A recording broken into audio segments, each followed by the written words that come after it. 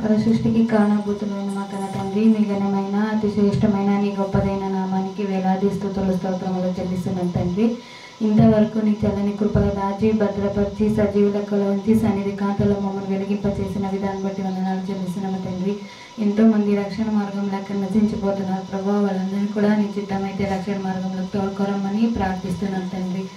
తండ్రి ఉదయకాల సమయం తండ్రి నేను ఆరాధించే భాగ్యాన్ని మాకందరికీ దయచేసిన విధానం బట్టి వందనాలు చెల్లిస్తూ ఇక్కడ కూడా వచ్చిన ప్రతి బిడ్డలని జ్ఞాపకం చేసుకోమని ప్రార్థిస్తూ యేసుక్రీస్తు నామములో అడిగి ప్రార్థిస్తున్నాం మా కన్న తండ్రి. ఆమేన్. పాటలు పాడేవాళ్ళు వచ్చి పాటలు పాడండి.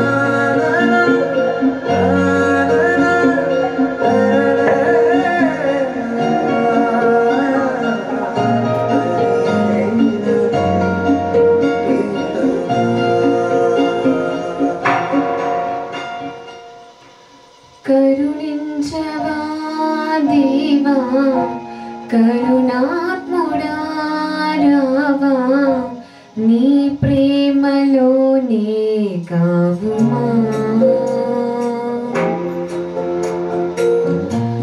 కరుణించవా దేవా కరుణాత్ముడా రావా, నీ ప్రేమలోనే కావుమా. శ్రమలోన తోడే లేక శిలనైన కానే కాక వేసారిపోయా యేసయ్యా. పిలిచాను నిన్నే దేవా, కడదాక నాతో రావా, నా జీవదాత యేసయ్యా.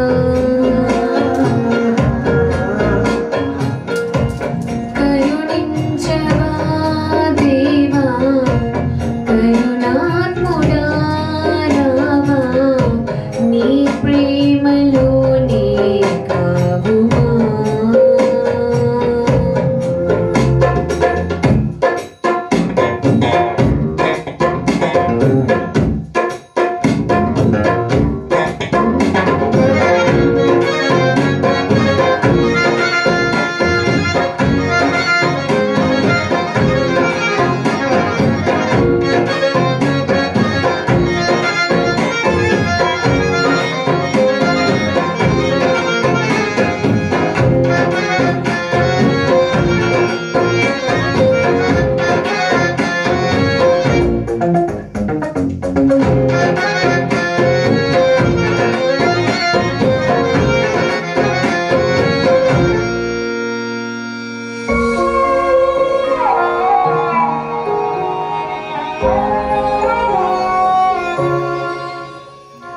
ఆశే నీవై నాలో, నా జీవగమనములోనా దారే చూపే నాకు నీ వాక్య వెలుగులలోనా నీలో నివాసమే నాలోని కోరిక నీ స్నేహ బంధమే సంతోషకానుక నీలో నిరీక్షణే నా మౌన గీతిక కాలాలు మారినా నీవుంటే చాలిక కరుణించవా దేవా కరుణాత్ముడా రావా నీ ప్రేమలోనే కావుమా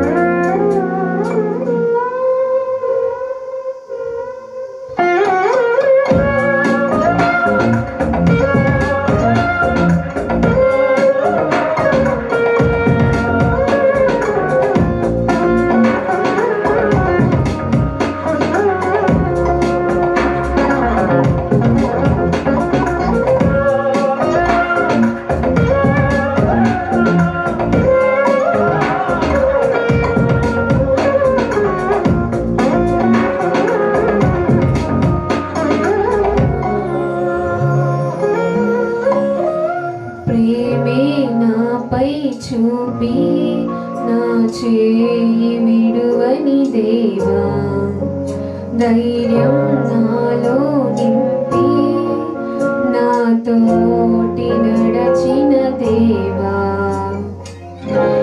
నీ సత్య మార్గమే నా జీవ బాటగా నీ నామ ధ్యానమే నాలోని శ్వాసగా నీలోనే ఏకమై నీ ప్రేమ సాక్షినై సాగాలి యేసయ్యా నా జీవితాంతము కరుణించవా దేవా కరుణాత్ముడా రావా నీ ప్రేమలోనే కావుమా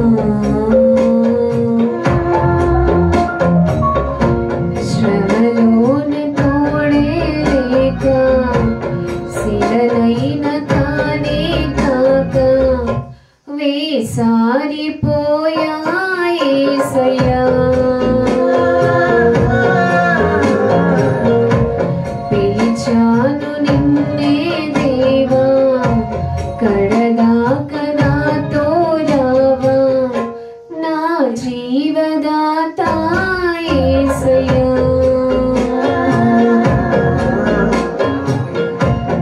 కరుణించవా దేవా కరుణాత్ముడా రావా నీ ప్రేమలోనే కావుమా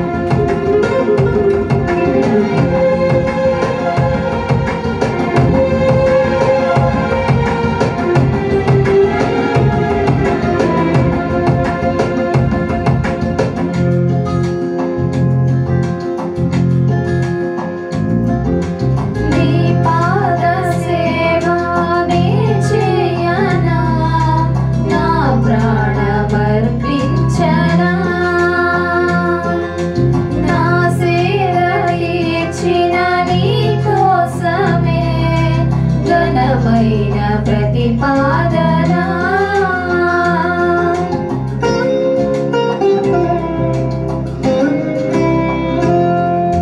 నీ పాద సేవనే చేయనా నా ప్రాణమర్పించనా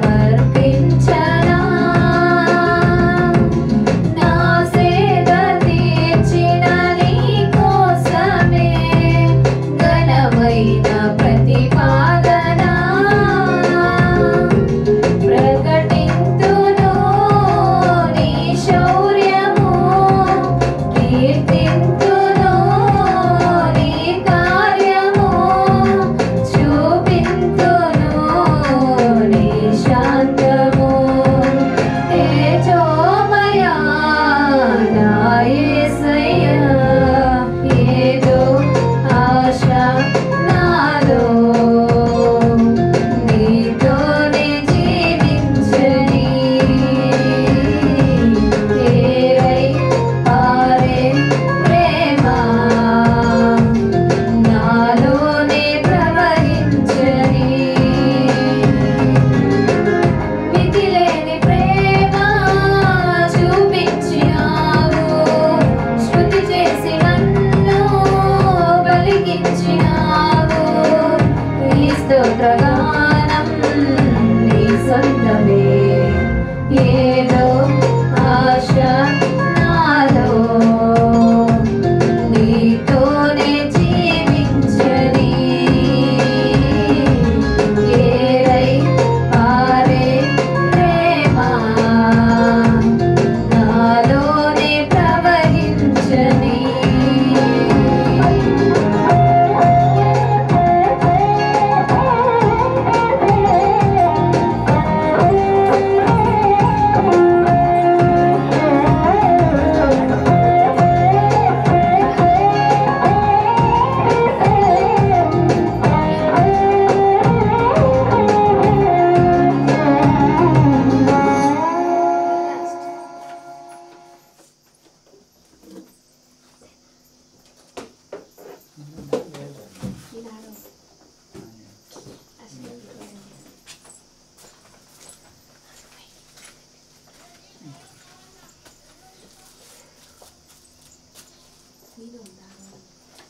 అందరూ లేచి నిలుచుకున్నట్లయితే గాడ్లీ అఫర్మేషన్ నుంచి శశి సిస్టర్ వినిపిస్తుంది.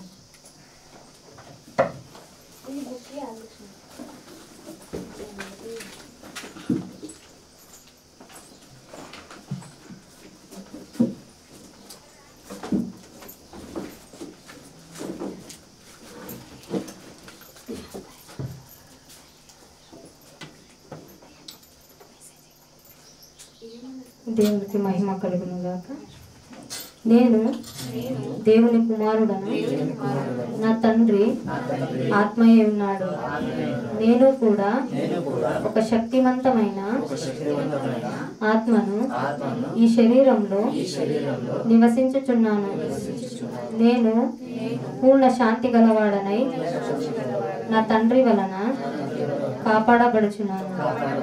నా తండ్రి అయిన దేవుడు ఆయన కుమారుడైన యేసుక్రీస్తు పరిశుద్ధాత్మ సహవాసంలో నేను వర్ధిల్లుచున్నాను. నేను ప్రశాంతమైన మనస్సుతో దేవుని యందు భయభక్తులు కలిగి ఈ జీవిత యాత్రను కొనసాగిస్తున్నాను. ఇప్పటి వరకు నా జీవితాన్ని ఆయన ఎంతో అందంగా అలంకరించాడు. ఇక మీదట కూడా అలంకరిస్తాడు. నేను ఆ పరలోకపు తండ్రి దయ వలన ఎంతో ఆరోగ్యకరమైన స్థితిలో, ఆనందకరమైన స్థితిలో, ఆశీర్వాదకరమైన రక్షణ స్థితిలో ఉన్నాను. నేను దేనికి భయపడను. నా తండ్రి నన్ను విడువడు, ఎడబాయడు. ఆమేన్.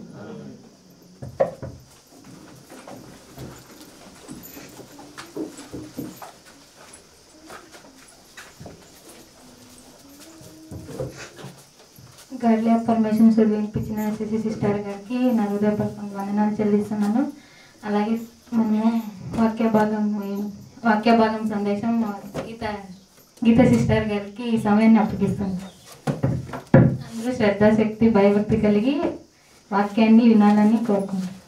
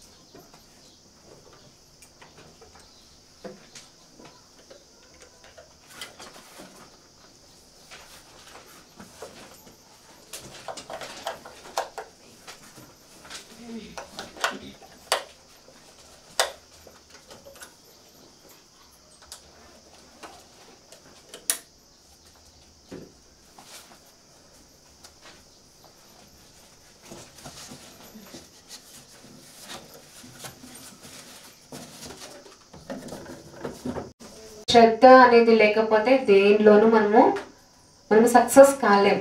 కాబట్టి ప్రతి ఒక్కరూ వాక్యం పట్ల దృష్టి ఉంచాలని, మన హృదయం అంతా దేవుని పట్ల మనము దృష్టి, మన మనస్సుని పెట్టుకొని సంఘంలో కూర్చోబెట్టాలని నేను కోరుకుంటూ, ఈ మాటలు దేవుడు మనకు ఎందుకు అందిస్తున్నాడు, దేనికి మనకు అవసరము అనేది మనం ఆలోచించినట్లయితే ప్రియులారా, అపరాధముల చేత పాపముల చేత చచ్చిన వారుగా ఉన్న మనల్ని లోకంలో నుండి దేవుడు మనల్ని ఏర్పరచుకొని గట్టి గింజల వలె మనల్ని సంఘంలో కూర్చోబెట్టడానికి మనము గ్రహించుకోగలిగిన సత్యం, నేర్చుకోవాల్సిన సత్యం. సో ఈరోజు మనకి ఎందుకు అవసరం ఈ మాటలన్నీ? ఇప్పుడు మనము ప్రతిరోజు ఎన్నిసార్లు తింటామండి? 3 times. ఇంకా స్ట్రాంగ్నెస్ గా ఉన్న వాళ్ళు 4 times కూడా, దాంతో పాటు స్నాక్స్.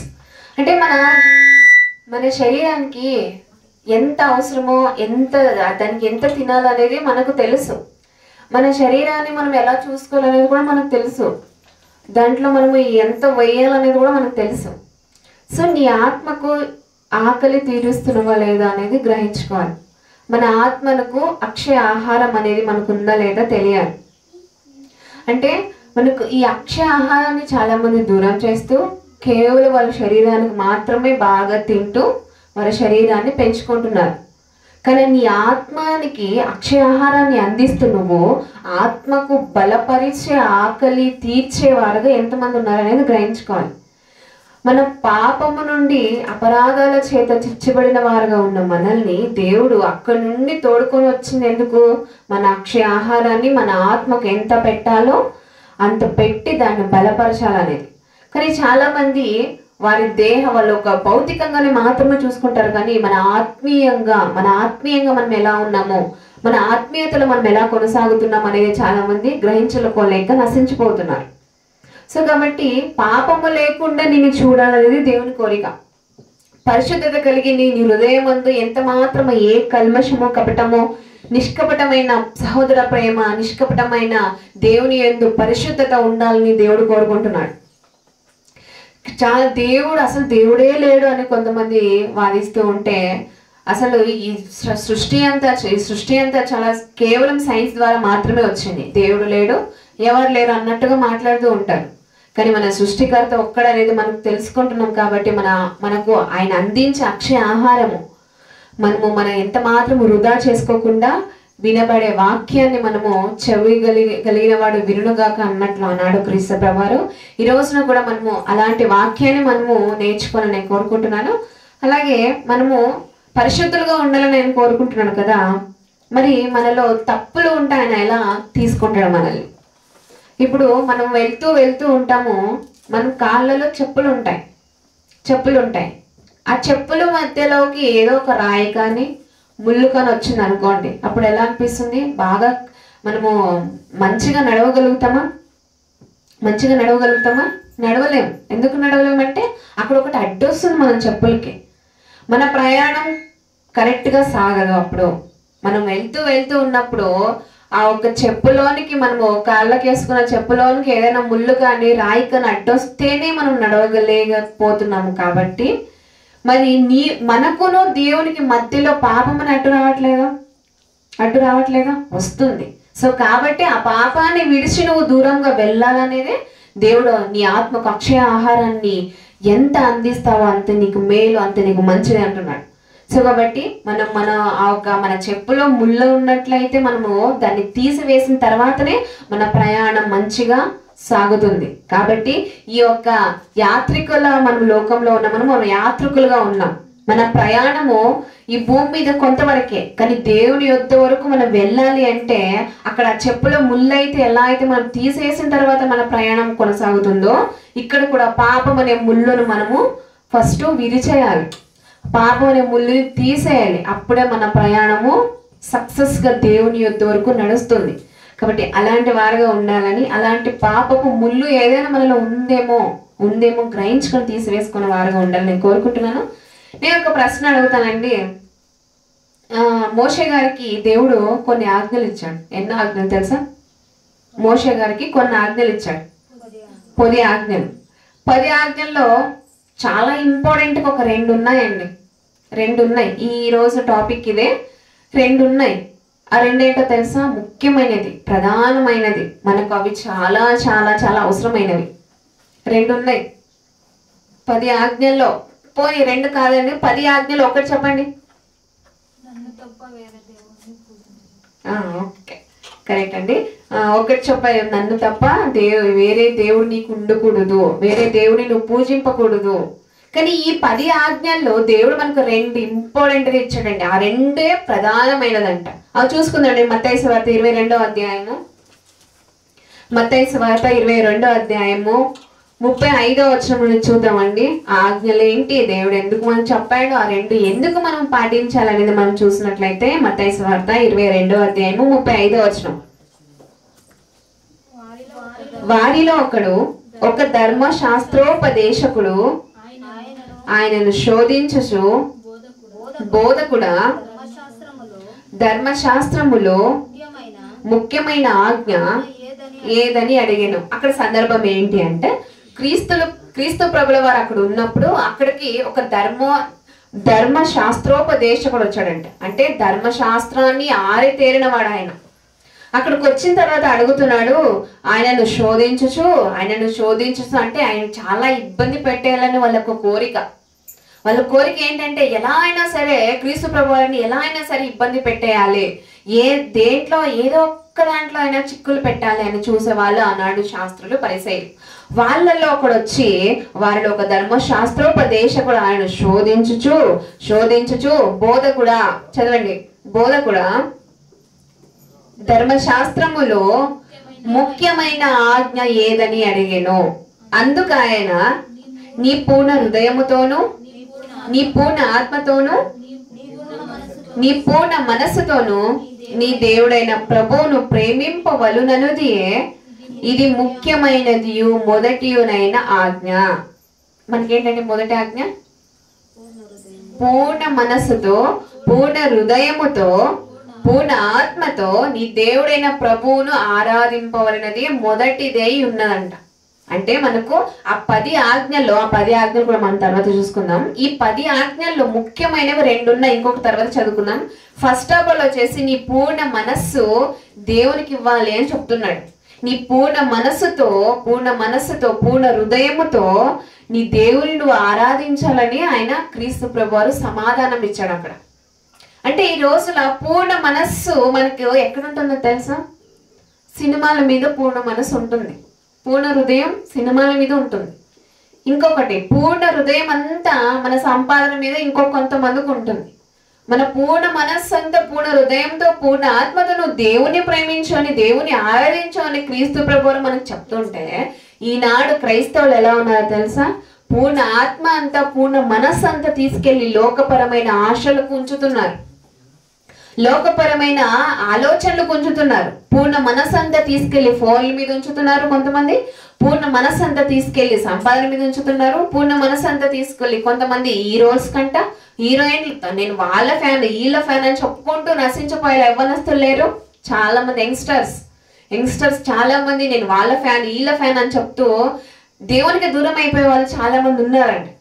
అలాంటి వారిని ఏ ఒక్కరు ఉండకూడదు. నీ పూర్ణ ఆత్మతో నువ్వు దేవుని ఆరాధించాలని చెప్తున్నాడు. క్రైస్తవుడుగా ఉన్న నువ్వు, క్రైస్తవురాలుగా ఉన్న నువ్వు నీ పూర్ణ మనస్సు అంతా తీసుకెళ్లి ఎక్కడ ఉంచుతున్నావు? ఈరోజు మనకు దేవుడు క్వశ్చన్ చేస్తున్నాడు.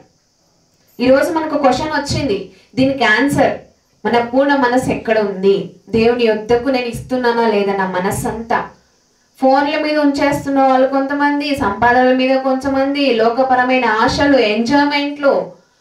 ఇంకొంతమందికి ఆ పూర్ణ మనసు వాళ్ళు ఎదిగిపోతున్నారే, నేను ఇలానే ఉన్నానే, నా సంపాదన లేదే అని కొంతమంది ఆలోచనలు ఉంటాయి. ఇలాంటి దాని మీద చాలా అంటే పూర్ణ మనస్సుతో వాళ్ళు ఆలోచిస్తున్నారు.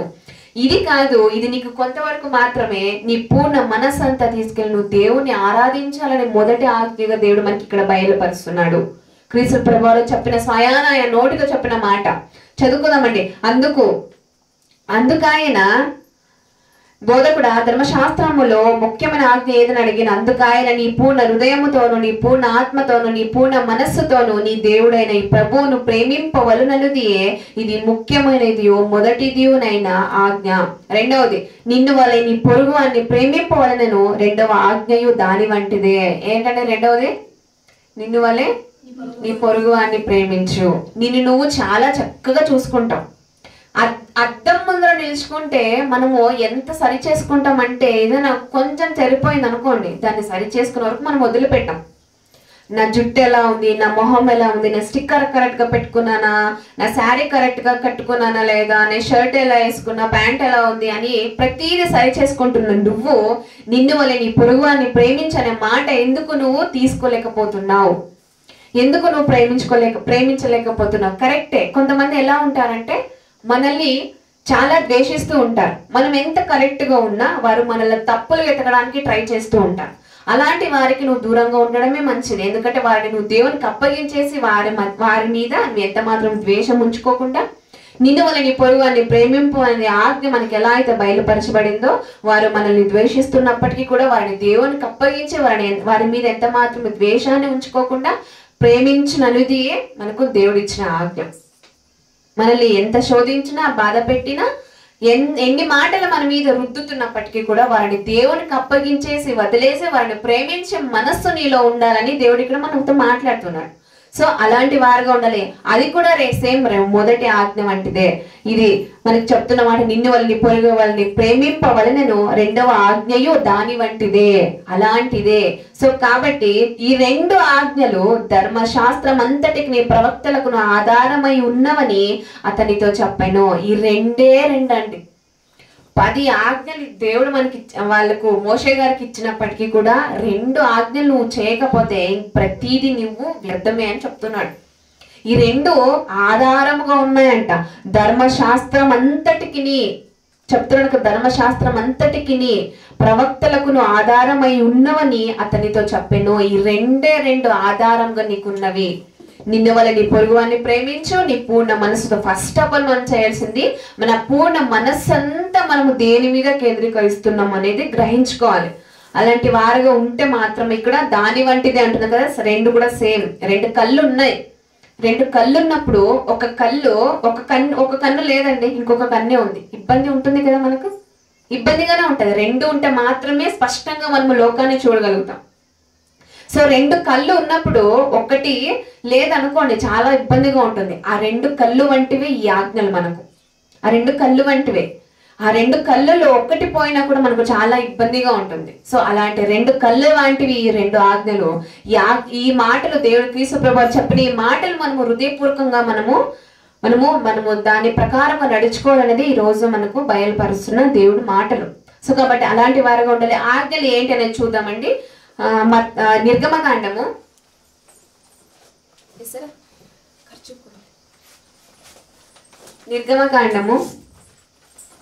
20వ అధ్యాయము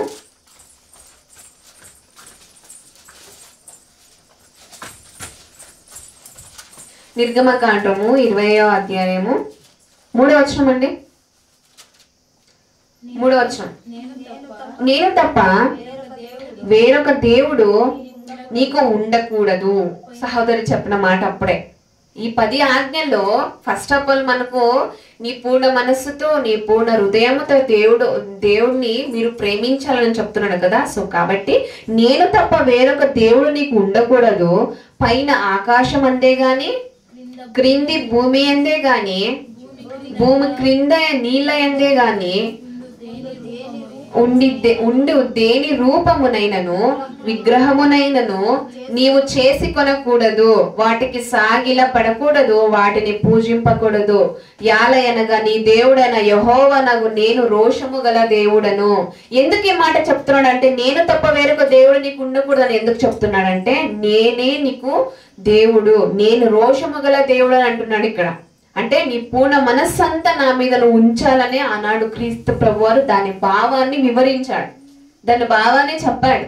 నేను తప్ప వేరొక దేవుడు నీకు ఉండకూడదు అన్న మాట ప్రకారంగా నీ పూర్ణ మనస్సంతా ఆ దేవుని మీద మాత్రమే ఉండాలి అని చెప్తున్నాడు. అదే రెండో నిన్ను వలె నీ పొరుగువాన్ని ప్రేమించు అనే మాట చూసాం కదా. అదే 20వ అధ్యాయము 16వ వచనం చూద్దామండి. ఇక్కడంతా మీరు ఇంటికి వెళ్ళిన తర్వాత చదువుకుంటే ఆ 10 ఆజ్ఞలు అదే లైన్ లో మీకు కనిపిస్తాయి. నీ పొరుగువాని మీద అబద్ధ సాక్ష్యము పలకకూడదు, నీ పొరుగువాని ఇల్లు ఆశింపకూడదు, నీ పొరుగువాని భార్యనైనను అతని దాసునైనను అతని దాసీనైనను అతని యొద్దనైనను అతని గాడిదనైనను నీ పొరుగువాని దగ్గు దేనినైనా ఆశింపకూడదని చెప్పాను.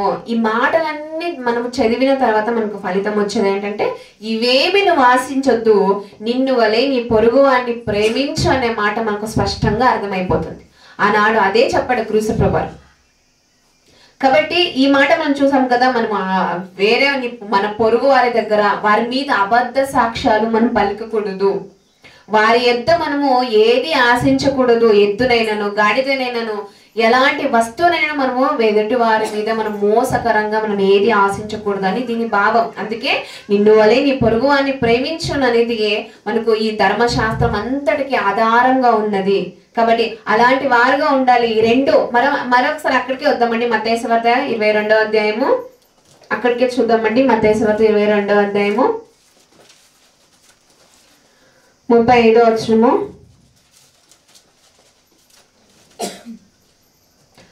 చూసాం కదా మనము ఇప్పుడు చదువుకున్నాం కదా. నిన్ను వలె నీ పొరుగువాన్ని ప్రేమించు అని ఎందుకు అన్నాడు? నేనే నీ తప్ప నీకు దేవుడు ఎవరు ఉండకూడదు అనే మాట ఎందుకన్నాడు అంటే నీ పూర్ణ మనస్సంతా మనము దేవుని యొద్ద ఉంచాలి. నిన్ను వలె నీ పొరుగువాన్ని మనం ఎలా అయితే మన శరీరాన్ని మన దేహంలో మనం ఎలా అయితే ప్రేమిస్తున్నామో అలాగే నిన్ను వలె నీ పొరుగువాన్ని దాకా వద్దండి. మన కుటుంబంలో కొంతమంది భర్తలు కానీ కొంతమంది భార్యలు కానీ వారి సహకారుల్నే ప్రేమించలేకపోతున్నారు. ఇంకా పొరుగువారిని ఎక్కడ ప్రేమిస్తారు? కొంతమంది భర్తలు భార్యలను ప్రేమించకుండా అర్థం చేసుకోకుండా వారికి ఇష్టానుసారంగా ఆమెను తిప్పుకొని ఒక బానిసగా చూసేవాళ్ళు కొంతమంది. అంటే అక్కడ నువ్వు ప్రేమ చూపిస్తున్నావు భార్య మీద. ఇంకొంతమంది భార్యలు భర్తలను వారికి అనుకూలంగా త్రిప్పుకొని వారిని చాలా మాటలతో కానీ దేనితో కానీ టార్చర్ పెడుతూ ఉంటారు. కొంతమంది భార్యలు అలాంటి వారు కూడా లేకపోలేదు. అంటే అక్కడ ప్రేమ దొరకట్లేదు. ఇప్పుడు నిన్ను వలని పొరుగువాన్ని ప్రేమించు అనే మాట దేవుడు మనకి ఇచ్చాడంటే మన కుటుంబంలోనే మనము ప్రేమ పంచకపోతే ఇక పొరుగువాన్ని ఎక్కడ ప్రేమిస్తామండి? మనము చాలా చీప్గా ఎప్పుడు ఉంటారు కదా అని చెప్పి భర్తలు భార్యల్ని చీప్గా చూసేవాళ్ళు చాలా మంది లేకపోలేదు మనకు. అంటే మన కుటుంబంలోనే మనం ప్రేమ పంచకపోతే బయట వాడిని ఎలాంటి మనం ప్రేమిస్తాము? ఈ ఆజ్ఞ మనం ఎలా నెరవేర్చగలుగుతాం? సో నీ కుటుంబంలో నుండి ఈ ప్రేమ అనేది స్టార్ట్ అవ్వాలి. కుటుంబంలో నుండి ప్రేమ అనేది స్టార్ట్ అయిన తర్వాత నీ పొరుగువాని యొద్దకు వచ్చినప్పుడు ఆ మాట మనలో నెరవేరుతుంది. సో కాబట్టి అలాంటి వారుగా ఉండాలండి. మరో మాట చూద్దామండి. ద్వితీయోపదేశకాండము ఇక్కడ ఒక మాట, అద్భుతమైన మాట మనం చూసుకుందామండి. ద్వితీయోపదేశకాండము 10వ అధ్యాయము. దేవుడు మన నుండి ఏం ఎక్స్పెక్ట్ చేస్తున్నాడు, దేవుడు మన నుండి కోరుకుంటున్నది ఏంటి మాటల ప్రకారంగా, ఈ 2 ఆజ్ఞల ప్రకారంగా మన నుండి ఎక్స్పెక్ట్ చేస్తున్నది ఏంటి అనేది చూద్దామండి. ద్వితీయోపదేశకాండము 10వ అధ్యాయము 12వ వచనం అండి. కాబట్టి ఇశ్రాయేలు నీ దేవుడైన యెహోవాకు భయపడి ఆయన మార్గములన్నిటిలో నడుచుచు ఆయనను ప్రేమించి నీ దేవుడైన యెహోవాను నీ పూర్ణ మనస్సుతోను నీ పూర్ణ ఆత్మతోను సేవించి అంటే ఇక్కడ కాబట్టి ఇశ్రాయేలు ఇక్కడ మనం తీసుకున్నట్లయితే కాబట్టి క్రీస్తు సంగమా నేటి క్రైస్తవులుగా మనం ఆలోచించినట్లయితే ఆనాడు కాబట్టి ఇశ్రాయేలు అన్నాడు, ఈనాడు కాబట్టి క్రీస్తు సంగమా. నా పిల్లలారా, మీరు వినాల్సిన మాట ఏంటంటే, నీ దేవుడైన యెహోవాకు భయపడి ఆయన మార్గములన్నిటిలో నడుచుచు ఆయనను ప్రేమించి నీ దేవుడైన యెహోవాను నీ పూర్ణ మనస్సుతోను నీ పూర్ణ ఆత్మతోను సేవించి నీ పూర్ణ మనస్సు ద్వారా నువ్వు సేవించాలంట. ఇక్కడ సేవించు అనే అర్థము అది ఎలా ఉంటుందంటే, సేవించు అనే అర్థము ఉపయోగించు, స్వీకరించు. సేవించు అనే మాటకు ఇన్ని అర్థాలు వస్తాయండి. ఉపయోగించు, స్వీకరించు. ఇప్పుడు ఏదో మనకు బ్లడ్ ప్రెషర్ అనే కొంతమందికి ఆ రోగం ఉంటుందండి. అంటే సరిగ్గా వాళ్ళ బాడీలో ఉన్న బ్లడ్ సరిగ్గా సర్క్యులేషన్ కాకుండా ఆ ప్రాబ్లమ్స్ చాలా మంది ఫేస్ చేస్తూ ఉంటారు. అంటే దాన్ని రోగ నిరోధక కోసం మందుని పొందడం అంటారు. అంటే మనలో ఉన్నదాన్ని ఆ బ్లడ్ ప్రెషర్ అనేది సరిగ్గా కొంతమందికి తక్కువ ఉంటుంది, కొంతమందికి ఎక్కువ చలన అవుతూ ఉంటుందంట. అలాంటి వారికి డాక్టర్స్ సజెషన్ చేసేది ఏంటి అంటే, బీపీ చెక్ చేస్తారండి. అప్పుడు ఫస్ట్ ఆఫ్ ఆల్ అంటే చెక్ చేసుకుంటారు. వాళ్ళు చెక్ చేసిన తర్వాత వారికి దానికి తగ్గట్టుగా మందుని ఇస్తారు. దీన్ని నువ్వు సేవించు, దీన్ని నువ్వు తీసుకో, స్వీకరించు అన్నట్లుగా. అంటే దానికి ఒక రోగానికి మనం మందు తీసుకుంటున్నప్పుడు దాన్ని ఎలా అయితే మనం సేవిస్తూ ఉన్నామో, దాన్ని మనం స్వీకరించి తీసుకుంటున్నామో, నీ పూర్ణ మనస్సుతో నీ పూర్ణ ఆత్మతో కూడా దేవుని అలానే సేవించు అని మనకు వాక్య భాగం సెలవిస్తుంది. అలా సేవించాలంట. ఆ తర్వాత నీ దేవుడైన యెహోవాను నీ పూర్ణ మనస్సుతోను నీ పూర్ణ ఆత్మతోను సేవించి నీ మేలు కొరకు నేడు నీకు ఆజ్ఞాపించు యెహోవా ఆజ్ఞలను కట్టడలను అనుసరించి నడుచుకొందునను మాట కాక నీ దేవుడైన యెహోవా నిన్ను మరి ఏమి అడుగుచున్నాడు? మరి ఏం అడుగుతున్నాడు నిన్ను? కేవలం నీ పూర్ణ మనస్సంతా నా యొద్ద ఉంచు. దీన్ని స్వార్థమందమండి. మనము దేవుడు ఏంటి ఇంత స్వార్థంగా కోరుకుంటున్నాడు? నా మనసంతా ఆయన తీసుకెళ్ళి ఇవ్వాలంట. అనవసరమైన దాని మీద అంతా నువ్వు ఉంచుతున్న మనస్సును దేవుని మీద ఉంచితే మన జీవితంలో అద్భుత కార్యములు మనం చూడలేము, ఆశ్చర్య కార్యములు మనం చూడలేము.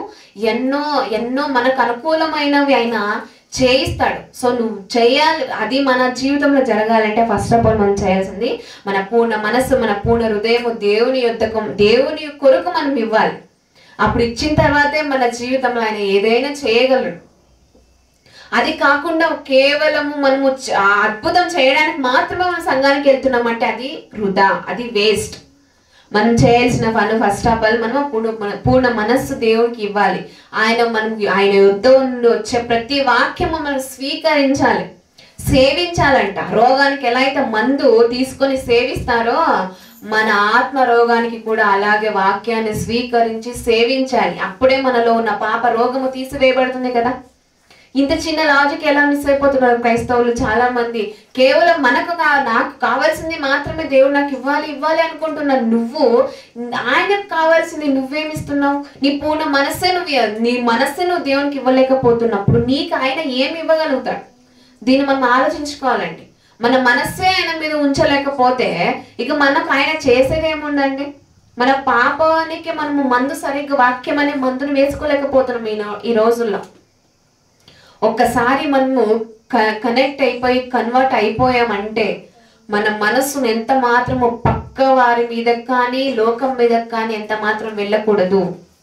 సేవించాలి. మన ఆత్మ రోగానికి వాక్యం సేవించినట్లు ఆయన మార్గములో ఆయన చెప్పిన మాటల ప్రకారం మనం నడుచుకునే పిల్లలుగా ఉంటే మాత్రమే మన జీవితంలో ఏదైనా ఆయన చేయగలుగుతాడు. సో అలాంటి వారుగా ఉండాలి. అందుకే చెప్తున్నాడు, దేవుడైన యెహోవా నిన్ను మరి ఏమి అడుగుచున్నాడు? ఇంకేం అడుగుతున్నాడు? డబ్బు అడగట్లే, ఆస్తి అడగట్లే, నీతో ఉన్న ప్రతి సిరి సంపదలు అడగట్లేదు. కేవలం నీ మనస్సు అనే దాన్ని మాత్రమే అడుగుతున్నాడు.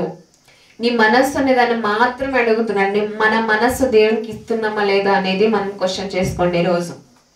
దీనికి ఫర్ ఎగ్జాంపుల్ నేను చెప్పేది ఏంటి అంటే, 2 మ్యాగ్నెట్లు ఉన్నాయండి, 2 చేతులు. ఇక్కడ ఈ చేతిలో ఒకటి, ఈ చేతిలో ఒకటి ఉన్నాయి అనుకోండి. ఉన్న తర్వాత ఆ మ్యాగ్నెట్ అనేది రెండు దగ్గరకు వచ్చినప్పుడు ఏమైతాయి? అతుక్కుంటాయి. నీ పూర్ణ ఆత్మ పరిశుద్ధమైన దేవుడు ఈ యొక్క ఆత్మను ఆ దేవుడుకు చాలా అతుక్కునే స్థితిలో ఉంటాయి. చాలా అవినాభావ సంబంధం రెండు మధ్యలో దేవునికి మనలో ఉన్న ఆత్మకు అవినాభావ సంబంధం అనేది ఉంటుంది. సో ఇలా ఉన్నప్పుడు ఈ మ్యాగ్నెట్ రెండు చేతుల్లో ఉన్న ఈ మ్యాగ్నెట్ ఎలా అయితే అతుక్కునే స్థితిలో ఉంటుందో మధ్యలోకి ఏదో ఒక చెక్కముక్క అడ్డొచ్చేసిందండి. అప్పుడు అతుక్కుంటుందా? అతుక్కోదు. ఎందుకు అతుక్కోదంటే అక్కడ మధ్యలో పనికిరాంది ఒకటి ఉంది. రెండు కూడా శక్తివంతమేనండి, రెండు కూడా మ్యాగ్నెట్లేనండి, రెండుకు ఆకర్షించగలిగిన శక్తి వాటిలో ఉంది. వాటిలో ఉన్నప్పుడు ఆ మధ్యలో అవసరం లేనిది ఎప్పుడైతే వచ్చిందో వాటికి దూరం అనేది పెరిగింది. ఈనాడు మనం ఆలోచించిన విషయం ఏంటి అంటే, మనకు దేవుడిచ్చిన మనలో ఉన్న ఒక ఆత్మకు పరిశుద్ధమైన దేవునికి చాలా సంబంధం ఉన్నప్పుడు మధ్యలో పాపం అనేది అడ్డొస్తుంది. ఆ మ్యాగ్నెట్ ఎలా అయితే ఆ శక్తివంతమైనవి అతుక్కోవాలని అవి చాలా చాలా దగ్గరకు వచ్చినప్పుడు ఎంత తొందరగా అతుక్కోవాలని చూస్తూ ఉంటాయి. వాటికి ఉన్న ఆ శక్తి, మనలో ఉన్న ఆత్మ కూడా ఆ శక్తి ఉంది, కానీ ఆ శక్తిని మనమే నశించుకుంటున్నాం పాపము ద్వారా. దేవునికి మనకి మధ్యలో అలాంటి మ్యాగ్నెట్ లాంటి శక్తి ఉందండి, దాన్ని మనం గ్రహించుకోలేకపోతున్నాం. అంటే నీ పూర్ణ మనసు, నీ పూర్ణ ఆత్మతో, ఆత్మ ఎల్లప్పుడూ ప్రయత్నిస్తూనే ఉంటుంది. నా దేవుని నేను ఆత్మతో, నా పూర్ణ మనసుతో నేను ఆరాధించాలనే కుతూహల వాటిలో చాలా ఉంటుంది. కానీ మనం దాన్ని పాపమనే దాన్ని మధ్యలో తీసుకొచ్చేసి వాటికి అడ్డుకట్టేసేస్తున్నాం, మన ఆత్మకు దేవునికి. దాన్ని మనం గ్రహించుకోవాలి. ఆ మ్యాగ్నెట్కి ఎలా అయితే అతుక్కునే శక్తి ఉంటుందో మన ఆత్మ కూడా దేవునికి అతుక్కోవాలనే శక్తి ఉంది. కానీ మధ్యలో పాపం అనే దాన్ని మనం అడ్డేసేస్తున్నాం. కాబట్టి అలాంటి వారుగా ఉండకూడదు. మనము ఆ ఒక శక్తిని ఎంత మాత్రం విడిచిపెట్టే వారుగా మనం ఉండకూడదండి. పాపాన్ని ఫస్ట్ ఆఫ్ ఆల్ తీసేసిన తర్వాతనే ఆ రెండు మ్యాగ్నెట్లు ఎలా అయితే అతుక్కుంటాయో మనలో ఉన్న ఆత్మ దేవుని యుద్ధ అంతే రీతిగా అతుక్కుంటాయండి. కాబట్టి అలాంటి వారుగా ఉండాలి. అలాంటి పూర్ణ హృదయము, పూర్ణ మనస్సు నీలో కలిగి ఉండాలని నేను కోరుకుంటున్నానండి. మరో మాట మనం చూద్దామండి. సో ఈ మాటల ప్రకారంగా మనం చేయాల్సిన పని ఏంటి? ఇన్ని మనం నేర్చుకున్నాం. పూర్ణ మనస్సు, పూర్ణ హృదయంతో మనం ఆరాధించాలి, నిన్ను వాళ్ళని పొరుగు అని ప్రేమించాలని ఎందుకు అన్నాడు మన కోసము? ఎందుకు మన నుండి ఆయన ఏమనుకుంటున్నాడు? మనం ఎవరు? మనం ఎందుకు మనం ఈ పని చేయాలి? దేవుడు చెప్పిన మాట ప్రకారం మనం ఎందుకు నడుచుకోవాలనే మాట మనం చూసినట్లయితే 2 కొరింథీయులకు రాసిన పత్రిక 5వ అధ్యాయము 2 కొరింథీయులకు రాసిన పత్రిక 5వ అధ్యాయము 2 కొరింథీయులకు రాసిన పత్రిక 5వ అధ్యాయము 10వ వచనం చూద్దామండి. 2 కొరింథీయులకు రాసిన పత్రిక 5వ అధ్యాయము 10వ వచనం. కాగా ఎవడైనను క్రీస్తునందున్న ఎడల వాడు నూతన సృష్టి. ఆగుదామండి ఇక్కడ. మనం ఇప్పుడు ఇంతవరకు పూర్ణ మనస్సుతో ఆరాధించాలి, నిన్ను వాళ్ళని పొరుగు అని ప్రేమించాలనే మాట మనకే ఎందుకు చెప్తున్నాడు అంటే, ఇక్కడ చెప్తున్న మాట ఏంటంటే, కాగా ఎవడైనను క్రీస్తునందున్న ఎడల వాడు నూతన సృష్టి. మనము ఇప్పుడు నూతన సృష్టిలుగా ఉన్నామండి. అపరాధముల చేత, పాపముల చేత చచ్చిబడిన వారుగా ఉన్న మనల్ని బాప్టిసం ద్వారా మారు మనసు పొంది బాప్టిసం ద్వారా క్రీస్తు సంఘంలోనికి వచ్చిన మనమందరము నూతన సృష్టి అంట. మనమందరూ నూతనంగా మనం మార్చబడ్డామంట. కాబట్టి మనము ఆ ఒక ఆజ్ఞను మనం గైకొనాలి. కాబట్టి ఆయన మార్గంలో మనం నడుచుకోవాలి. నూతన సృష్టిగా ఉన్నాము కాబట్టి మనము ఆయన ఇష్ట ప్రకారం, ఆయన చిత్త ప్రకారం మనం జీవించాలి. ఇప్పుడు చాలా మంది మనం ఏం చేస్తామంటే, చాలా మంది మన మనసుకు ఇష్టమైన వాళ్ళను, మనకు నచ్చిన వాళ్ళను, మనలో కలిసిపోయే వాళ్ళని మాత్రమే మనము ఇష్టపడతాం. వాళ్ళని మాత్రమే మనము వాళ్ళ నుండి ఏదైనా ఎక్స్పెక్ట్ చేస్తాం. సో నిన్ను ఏర్పరచుకొని నీ పాపమును విడిచిపెట్టి దేవుడు నీ యొద్దకు, ఆ సంఘము యొద్దకు ఆయన తీసుకొని వచ్చి కూర్చోబెడితే మనలో ఏం ఎక్స్పెక్ట్ చేయడం? ఆయన చేస్తాడు. ఎందుకంటే నువ్వు నూతన సృష్టిగా మార్చబడ్డావు. తర్వాత చూద్దామండి. పాతవి గతించెను, ఇదిగో క్రొత్తవాయెను. పాతవి గతించెను, ఇదిగో క్రొత్తవాయెను. ఈ పాత రోత జీవితాన్ని ఆయన బాప్టిసం ద్వారా మనం సమాధి చేయబడ్డాయి. కాబట్టి మనం నూతన సృష్టిగా ఉన్నాం. కాబట్టి ఆయన ప్రతి మాట మనము వినాల్సిన పని మనకుంది.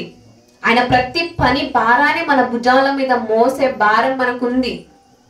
అలాంటి వారుగా మనం ఉండాలండి. ప్రతి ఒక్కటి మనం నేర్చుకోవాలి. ప్రతిదీ మనము వేరే వారు చెప్తే వినడం మాత్రమే కాదు, మనము ఒకరికి చెప్పగలిగిన స్థాయిలో మనం ఉండాలి. నూతన సృష్టిగా ఆయన అందుకే మనల్ని మార్చాడు. బాప్తిస్మం ద్వారా మన పాపములన్నింటినీ కొట్టివేశాడు ఆయన. మరలా ఎందుకు మనం అదే పాపంలోనికి మనం వెళ్ళిపోవాలి? తప్పటడుగులు వేసినప్పటికీ దాన్ని సరి చేసుకొని మరొక్కసారి అదే మాట మనం చాలాసార్లు అనుకుంటుంటాం కదా, కక్కిన దానికి తిరిగిన కుక్క. అంటే అలాంటి వారికి మనం ఉండకూడదండి. ఎందుకంటే అంత అసహ్య జీవితాన్ని మనం మరలా తీసుకోవాలి. నూతన సృష్టిగా ఆయన చేశాడు కదా, పాతవి గతించెను కొత్తవాయను, ఇదిగో కొత్తవాయన అనే మాట మనం తీసుకుంటున్నాం కదా. మరలా ఎందుకు మన పూర్ణ మనసును ఆయనకి ఇవ్వలేకపోతున్నాం? పాతవి గతించిన ఆయన చెప్తున్నప్పటికీ కూడా మరలా పాత స్వభావానికి, ప్రాచీన స్వభావానికి మనం ఎందుకు వెళ్ళగలుగుతున్నాం? ఎందుకంటే మధ్యలో పాపం అనేది మనల్ని లాగుతూ లాగుతూ లాగుతూ ఉంటుంది. ఆ ఒక మ్యాగ్నెట్ చెప్పాను కదా, మ్యాగ్నెట్ ఎంత లాగుతాయంటే వాటికి దగ్గరకు రాగానే అతుక్కునే అంత శక్తి వాటిలో ఉంటుంది. మన ఆత్మకు కూడా దేవుని యొద్ద కూడా అంతే శక్తి ఉంది. కానీ పాపం అనే అడ్డుకట్ట మనం వేస్తున్నాం, దాన్ని మనం గుర్తించుకోవాలి. మనం కేవలము ఆ సాదాసీదమైన మనుషులము కాదు. దేవుడు మనకిచ్చిన ఆత్మ ద్వారా ఆయన యొద్దకు వెళ్ళేంత వరకు మనకు గొప్ప జీవితాన్ని ఆయన మనకిచ్చాడు. గొప్ప కృప ద్వారా ఆయన మనల్ని నడిపిస్తున్నాడు. దాన్ని మనం గ్రహించుకోవాలి. అందుకే నూతన సృష్టి అన్నాడు, పాతవి గతించను అన్నాడు, ఇదిగో క్రొత్తవాయను. నీ కొత్త జీవితంలో నువ్వు వేటికి నువ్వు బాట వేస్తున్నావు అనేది గ్రహించుకోండి. దేనికి నేను చాలా అంటే చాలా నేను ప్రాధాన్యత ఇస్తున్నాను అనేది గ్రహించుకోండి. మరో మాట చూద్దామండి. పేతురుకు రాసిన పత్రిక మొదటి పత్రిక చూసుకొని మనం ముగించుకుందాం ప్రియులారా. మొదటి పేతురుకు రాసిన పత్రిక మొదటి అధ్యాయము, పేతురుకు రాసిన మొదటి పత్రిక మొదటి అధ్యాయము 22వ వచనం అండి.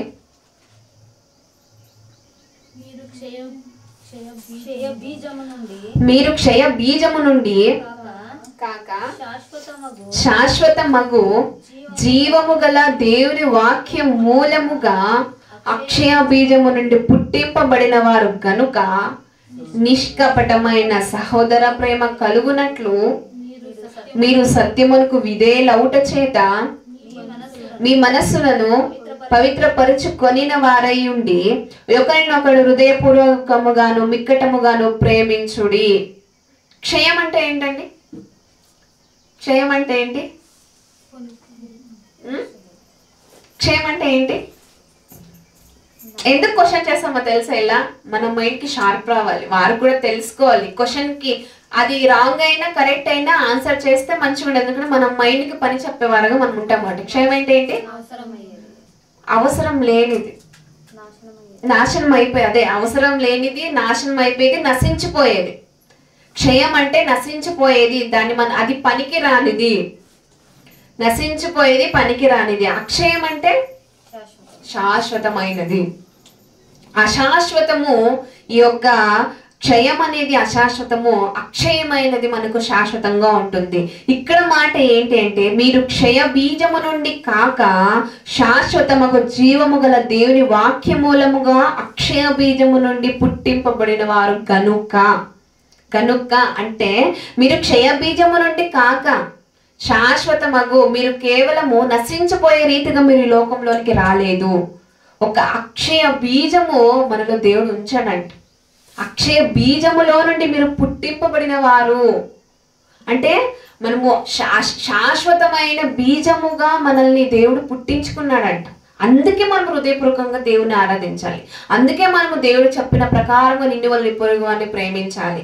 మనం నూతన సృష్టిగా ఆయన మార్చాడు. కాబట్టి మీరు క్షయ బీజము నుండి కాక శాశ్వతమగు జీవము గల దేవుని వాక్యమూలముగా అక్షయ బీజము నుండి పుట్టింపబడిన వారు గనుక నిష్కపటమైన సహోదర ప్రేమ, నిష్కపటమైన కపటమైన ప్రేమ కాదండి, నిష్కపటము అంటే ఎంత మాత్రము ఏది మనలో ఆ ఒక కల్మషం లేకుండా ప్రేమించే స్వభావం ఉన్న వారిది నిష్కపటమైన ప్రేమ, సహోదర ప్రేమ. అలాంటి ప్రేమను కలిగి ఉండాలండి. కొంతమంది ఎలా ఉంటారంటే వారు ఏదో మంచిగా ఉన్నారు అనుకోండి, వీరు చూసి ఓర్చుకోలేకపోతుంటారు. అరే నువ్వు కూడా వాళ్ళ మధ్యలోకి వెళ్ళి కలిసి మాట్లాడి మంచిగా ఉండొచ్చు కదా. ఆ ఒక అసూయ స్వభావం, ఆ కుళ్ళు స్వభావం ఎందుకు ఉండాలండి? ఎవరో ఒకరు ఇద్దరు కలిసి మంచిగా ఉన్నారు అనుకోండి, వాళ్ళని చూసి కుళ్ళుకుంటూ ఉంటారు, అసూయపడుతూ ఉంటారు. అలాంటి స్వభావం ఉన్నప్పుడు నీకు నిష్కపటమైన సహోదర ప్రేమ ఎలా ఉన్నట్లు? క్రైస్తవులుగా ఉన్నా అని చెప్పుకుంటున్నాం మనమే, చాలా మంది ఇక్కడ అన్న వాళ్ళు కాదు కాదండి, క్రైస్తవులుగా చెప్పుకుంటున్నామా వాళ్ళు చాలా మంది సహోదర ప్రేమ లేక నశించిపోయే ఒక క్షయ బీజముగా వాళ్ళు ఉండిపోతున్నారు. లాస్ట్కి క్షయ బీజముగా, అక్షయ బీజముగా నిన్ను పుట్టించానని దేవుడు చెప్తున్నప్పటికీ కూడా ఆ మాటని పట్టించుకోక వారికి అనుకూలముగా ఎవరి మీద అసూయపడాలి, ఎవరిని ఇష్టపడాలి. కొంతమందిని, ఇప్పుడు అందరూ మనల్ని ఇష్టపడాలనే రూల్ ఏం లేదు, కానీ దేవుడు మనల్ని ఇష్టపడుతున్నాడు కదా, అది మనకు చాలు. కానీ మనం అందరిని ఇష్టపడుతున్నామా లేదా అనేది మనం గ్రహించుకోవాలి. వారితో మనకు సతి సంబంధాలు లేకపోయినప్పటికీ కూడా వారు మనల్ని ద్వేషిస్తున్నప్పటికీ కూడా వారి మీద ఎలాంటి ద్వేషము నువ్వు కలగకుండా నిష్కపటమైన ప్రేమ చూపించడమే నువ్వు నూతన సృష్టి. అందుకే మనల్ని నూతన సృష్టిగా ఆయన చేశాడు. అప్పుడే మనకు అక్షయ బీజముగా పుట్టింపబడిన దానికి మనము న్యాయం చేసినట్లయితుందండి.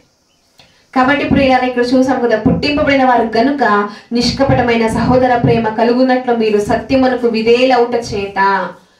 ఇక్కడ మనము నిన్నువని పొరుగువాన్ని ప్రేమించు, నీ పూర్ణ మనసుతో దేవునికి ఆరాధించాలని. ఇక్కడ కూడా నిష్కపటమైన సహోదర ప్రేమ ఉండాలి. మీరు సత్యమునకు విధేయులౌట చేత మీ మనస్సులను పవిత్రపరుచుకుని వారై ఉండి. ఇక్కడ సత్యానికి మనం లోబడాలి. సత్యవంతుడైన దేవుణ్ణి మనము మనస్ఫూర్తిగా ఆరాధించే వారుగా మనం ఉండాలి. ఆయన ఉత్తముడని ఏం చూసి తెలుసుకోండి అని చెప్పారు తెలుసా?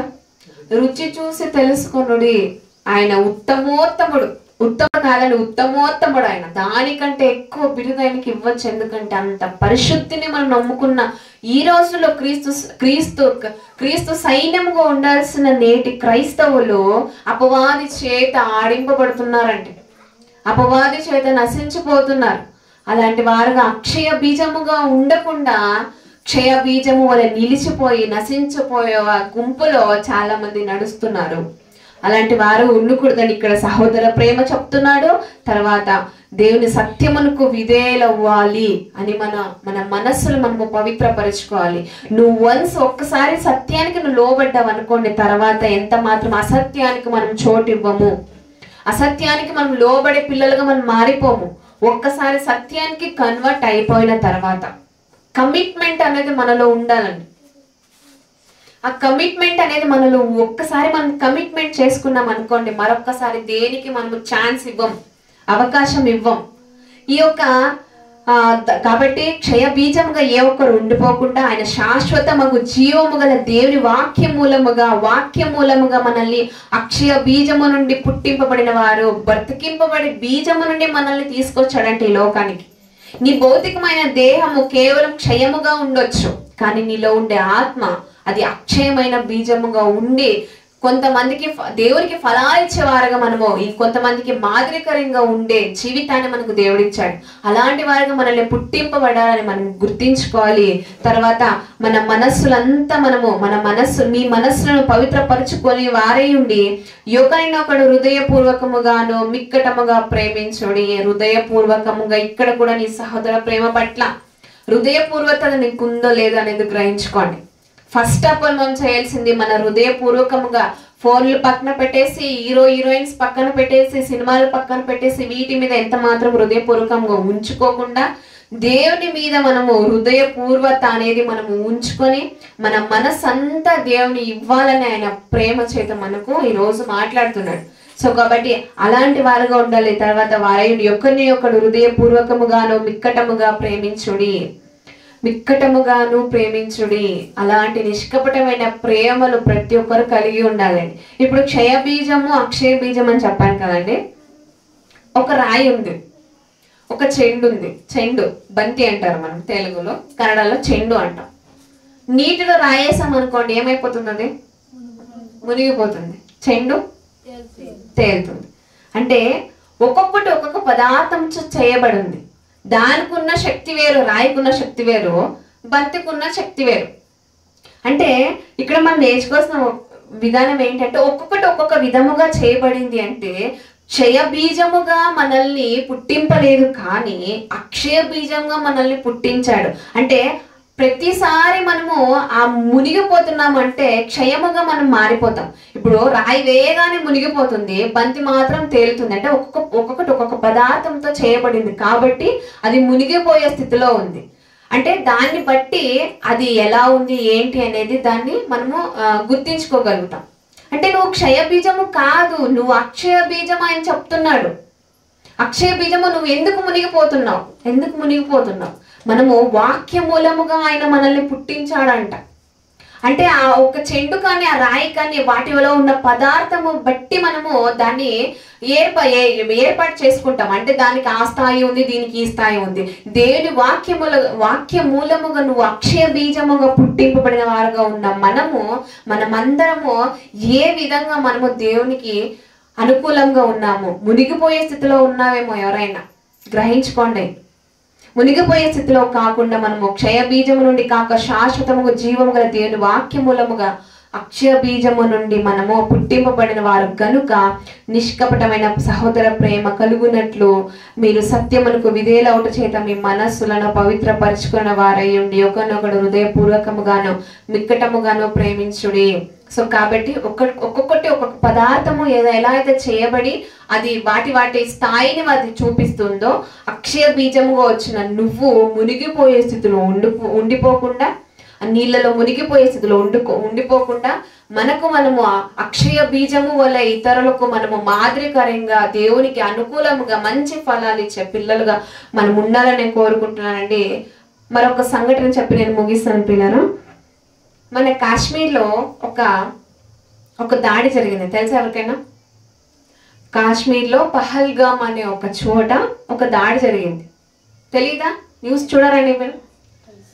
అక్కడ ఉగ్రవాదులు కొంతమంది టెర్రరిస్టులు కొంతమంది 26 మెంబర్స్ని చంపేశారండి. 26 మెంబర్స్ని చంపేశారు. ఎందుకు ఈ సంఘటన నేను గుర్తు చేస్తున్నానంటే, అక్కడ ఈ యొక్క 26 మందిని అటాక్ చేసి నలుగురు ఉగ్రవాదులు అటాక్ చేసి చంపేశారు. చంపేసిన తర్వాత అక్కడ ఒక ముస్లిం ఆయన ఉన్నాడంట, అంతా హిందూస్, ఇంకొక ఆయన క్రిస్టియన్ ఉన్నారు. ఆయన గురించి నేను చెప్పే మాట ఏంటంటే, ఆయన పేరు వచ్చేసి సుశీల్ నతానియల్. మొన్న రీసెంట్గా హతసాక్షి అనుకోవచ్చండి. ఆయన ఎందుకు హతసాక్షి అనుకోవచ్చు అంటే, ఆయన యొద్దకు సుశీల్ నతానియల్ అని ఆయన ఆ వ్యక్తి యొద్దకు వచ్చేసి, నువ్వు ఆయన క్రిస్టియన్ అని తెలుసుకున్న తర్వాత నువ్వు మా దేవునికి నువ్వు జైకొట్టు, నువ్వు మా దేవునికి నువ్వు మొక్కినట్లయితే, మా దేవుని నువ్వు నీ నోటితో ఒప్పుకున్నట్లయితే నేను ఇక్కడే విడిచిపెట్టేస్తాం, లేదంటే ఇక్కడే చంపేస్తాం అన్నాడంట ఒక ఉగ్రవాది వచ్చేసి. ఆయన ఇప్పుడు కొంతమంది ఎలా ఉంటారంటే, అలా భయపెట్టేసిన వెంటనే అమ్మో నన్ను చంపేస్తారేమో, అమ్మో నన్ను ఇక్కడ లేకుండా చేసేస్తారేమో అని చెప్పేసి తొందరగా సరే అన్నట్లుగా ఒప్పుకొనేసి వారి దేవునికి జై కొట్టేవారుగా ఉంటారు. కానీ ఆయన చేసిన గొప్ప పని ఏంటంటే, నువ్వు నన్ను చంపినా, నువ్వు నన్ను ఏం చేసినా నేను అస్సలు మీ దేవుని ఒప్పుకోను, అస్సలు మీ దేవుని నేను ఎంత మాత్రము కూడా నా నోటితో ఒప్పుకోను, ఆయనకు నేను ఎంత మాత్రం నా చావడానికి నన్ను చంపు నువ్వు పర్లేదు, కానీ మీ దేవుని అయితే నేను ఒప్పుకోను, ఎందుకంటే నేను ఒక క్రైస్తవుడుగా నేను ఉన్నాను, నా క్రీస్తుని తప్ప నా నోటి నుండి వేరొక దేవుని పేరు రాదు, నిన్ను ఒప్పుకోను అన్నాడు సుశీల్ నతానియల్ గారు. అంటే ఆయన ఎలా అంటే, దేవునికి కన్వర్ట్ అయిన తర్వాత ఆయన కమిట్మెంట్ అనేది అంత గొప్పదండి. అంటే అక్కడ కూడా ఆనాడు షద్రక్ మేషక్ అబేద్నెగోలు వారు ఎలా అయితే ఆనాడు నెబుకద్నెజర్ రాజు దగ్గర ఎలా అయితే ఎంత మాత్రమే మీ దేవునికి నేను సాగిలపడి మొక్కనన్నట్లుగా ఈనాడు హతసాక్షిగా మనము గుర్తించవచ్చండి ఆయన సుశీల్ నతానియల్ గారు. ఎంత మాత్రం క్రిస్టియన్ అని తెలుసుకొని కావాలని మా దేవుని నువ్వు ఒప్పుకో, నీ నోటితో ఒప్పుకుంటే ఇక్కడే విడిచిపెట్టేసామన్నాడు. అయినా కూడా పర్లేదు, మీరు నన్ను చంపేసినా పర్వాలేదు, నా క్రీస్తు తప్ప నేను ఇంకొక దేవుణ్ణి ఒప్పుకోను అని చెప్పేసి ఆయన హతసాక్షిగా ఆయన చంపేశారంటండి. అంటే ఇంత గొప్ప గొప్ప వారి గురించి మనం ఎందుకు తెలుసుకోవాలంటే, మన జీవితానికి మనం షార్ప్నెస్ ఇవ్వట్లేదు, మన భక్తి జీవితానికి మనం షార్ప్నెస్ ఇవ్వట్లేదు దేవుడి వాక్యంతో. ఆ కమిట్మెంట్ అనేది ఆయన ఎంత గొప్పదండి. ఆ కమిట్మెంట్తో అలానే అందరూ చనిపోవాలనేది లేదు, ప్రతి దగ్గరికి అలాంటి పరిస్థితి వస్తుందని లేదు. అట్లీస్ట్ నువ్వు ఉన్న దగ్గర కూడా నువ్వు భక్తి జీవితాన్ని షార్ప్నెస్ లేకుండా నువ్వు చేసుకుంటూ ఉంటే ఎంత వాళ్ళతో పోలిస్తే మనం ఎంత వేస్ట్ అండి. ఎంత వేస్ట్ అండి. సో కాబట్టి మనం ఆలోచించాలండి, మన జీవితానికి ఒక పదునైన ఆయుధంగా వాక్యాన్ని ఇచ్చాడు. ఆ వాక్యముతో పాపాన్ని ఎంత మాత్రం నరికివేసుకుంటున్నాం అనేది గుర్తించి గ్రహించుకోవాలని ఈనాడు ఈ రోజుల్లో కూడా కొంతమంది హతసాక్షులుగా మనకు కనిపిస్తున్నారు. అలాంటి వారిని జ్ఞాపకం చేసుకుంటే మనకు ఆశీర్వాదకరం అని నేను గుర్తు చేస్తూ, ఇలాంటి వారికి ప్రతి ఒక్కరు మన హృదయాన్ని అంతా దేవునికి అనుకూలంగా మార్చుకొని భక్తి జీవితానికి షార్ప్నెస్ అనేది ఇస్తూ వాక్యముతో అక్షయ బీజముగా మనం అందరము ఉండి ఫలింపచేసి ఇతరులకు మాదిరికరంగా మనం ఉండాలని, క్షయ బీజముగా నిలిచిపోకుండా దేవునికి అనుకూలముగా నిన్ను వలని పొరుగు అని ప్రేమించనే మాట క్రీస్తు ప్రభువారు చెప్పినట్టుగా మనం హృదయపూర్వకముగా దేవునికి ఆరాధించే పిల్లలుగా మనం అందరం ఉండాలని కోరుకుంటూ నా యొక్క మాటలు ముగిస్తున్నానండి. కళ్ళు మూసుకొని ప్రార్థించుకున్నాం. పరిశుద్ధుడమైన మా ప్రియ పరలోకపు తండ్రి, అవును ప్రభువా, ఇంతవరకు ఎన్నో విలువైన మాటలు మేము నేర్చుకున్నాము తండ్రి. అవును తండ్రి ప్రభు, ఎంతో గొప్ప సాక్షి జీవితాన్ని తండ్రి ఎంతో మంది కలిగి మీ యొద్దకు చేరుకుంటున్నారు. అలాంటి వారిని తండ్రి ప్రభు జ్ఞాపకం చేసుకొని మేము కూడా అట్టి మాదిరిని నడుచుకుంటూ అందరికి సహాయం చేయమని ప్రార్థిస్తున్నాం ప్రభు. ఆనాడు మోషే గారికి 10 ఆజ్ఞలతో పాడి తండ్రి ప్రభు, ఈనాడు మాకు క్రీస్తు ప్రభు వారు చెప్పిన క్రైస్తవ్యానికి మాటలు ప్రభు, ఈ 2 మాటలు ధర్మశాస్త్రం అంతటికీ తండ్రి ఆధారంగా ఉన్నదని గుర్తించి మా జీవితానికి ఏది ఆధారం అని గుర్తించుకొని హృదయపూర్వక మనస్సు మాలో ఉందో లేదనేది మీ మీద తండ్రి ఆ హృదయ పూర్ణత అనేది తండ్రి మాలో వచ్చినట్లుగా మా అందరికీ సహాయం చేయమని ప్రార్థిస్తూ, మా పరిపూర్ణత జీవితాన్ని మీ కొరకు సమర్పించుకునే పిల్లలుగా మమ్మల్ని అందరినీ ఉంచమని మార్చమని ప్రార్థిస్తూ, అవును తండ్రి క్షయ బీజముగా కాక అక్షయ బీజము వలె మమ్మల్ని తండ్రి పుట్టించారు గనక ఈ యొక్క జీవితాన్ని తండ్రి ఎంత మాత్రం నశింప చేసుకునే పిల్లలుగా మేము ఏ ఒక్కరం ఉండకుండా అక్షయ బీజముగా తండ్రి ఉండి ఫలింప చేసి తండ్రి మంచి ఫలాలు మీకు ఇచ్చుటకు అందరికి సహాయం చేయమని ప్రార్థిస్తూ తండ్రి ఇక్కడ కూడి వచ్చిన ప్రతి ఒక్క బిడ్డను మీరు జ్ఞాపకం చేసుకునే ప్రభా, లోపల తండ్రి ఏ పాపము వారిని లాగుతుందో, ఏ పాపముతో తండ్రి కొట్టుమిట్టాడుతున్నారో అందరినీ మీరు జ్ఞాపకం చేసుకోండి. ఏ బలహీనత తండ్రి వారు నశించిపోతున్నారో ఆ బలహీనత మాలో నుండి తీసివేయమని ప్రార్థిస్తూ తండ్రి మాకు మంచి జ్ఞానము వివేకము గల ఎంతో మంచి వాక్యము ఉపదేశించారు గనక ఈ ఉపదేశాన్ని మనస్ఫూర్తితో తండ్రి స్వీకరించే పిల్లలుగా సేవించి మారు పాపం అనే రోగానికి మందు వేశారు గనక దాన్ని మా హృదయంలోనికి తీసుకుని ఆ పాపాన్ని తోలివేసే పిల్లలుగా మమ్మల్ని అందరినీ ఉంచమని ప్రార్థిస్తాను ప్రభా. సుశీల్ నత్తినేలియర్ గారు తండ్రి వారి కుటుంబానికి తండ్రి ఆదరణ కలుగచేయమని ప్రార్థిస్తున్నాము ప్రభా. తండ్రి ఆయన ఎంతో గొప్ప సాక్షి జీవితాన్ని తండ్రి ఈరోజు మేము పంచుకున్నాం ప్రభు. ఆయన కుటుంబానికి గొప్ప ఆదరణ మీరే కలుగజేస్తారని గ్రహించుకున్న తండ్రి నమ్ముచు ప్రభా.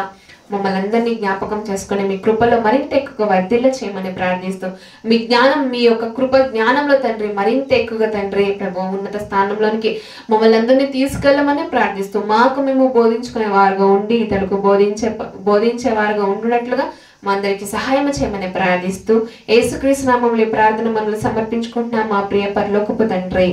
ఆమేన్. అందరికీ వందనాలండి. God bless you. Thank you.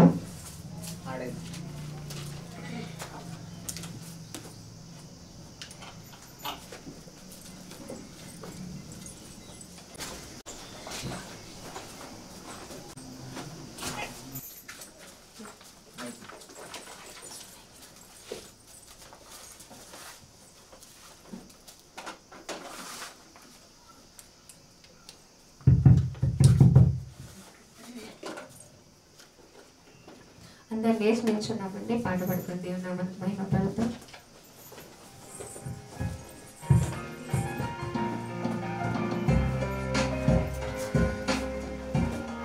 Welcome to a digital gospel.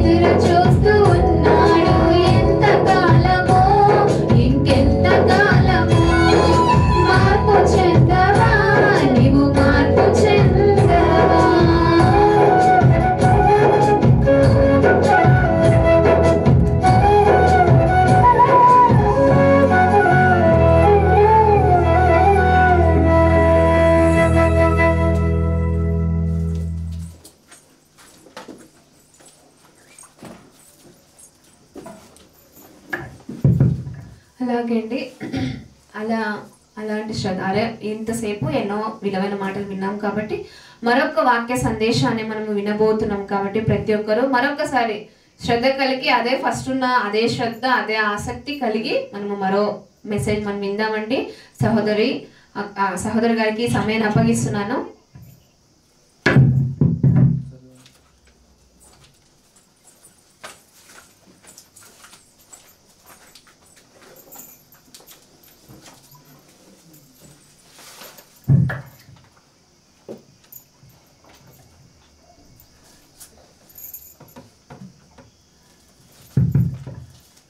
చేరి వచ్చిన ఆత్మీయులందరికీ ప్రభు పేరిట వందనాలు చెల్లించుకుంటున్నాను. ముందుగా మనం కళ్ళు మూసుకొని వాక్య ధ్యానంలోకి వెళ్దాం. ప్రియులారా, పరిశుద్ధుడు అయిన దేవ, మహోన్నతుడు అయిన మా కన్న తండ్రి, నీ ఘనమైన నామానికి వేలాది స్తుతులు స్తోత్రములు చెల్లిస్తున్నాము తండ్రి. ఇంతవరకు ప్రభు ఎన్నో విలువైన మాటలు తండ్రి మాకు నేర్పించిన విధానం బట్టి వందనాలు చెల్లిస్తున్నాము తండ్రి. నిన్ను ఆరాధించడానికి తండ్రి ఏ అర్హత కలిగి మేము ఉండాలో తండ్రి, ప్రతి ఒక్క విషయం ద్వారా తండ్రి సహోదరి ద్వారా మీట్లో మీరు మాట్లాడింపజేసినందుకు కృతజ్ఞతాస్తుతులు చెల్లిస్తున్నాము.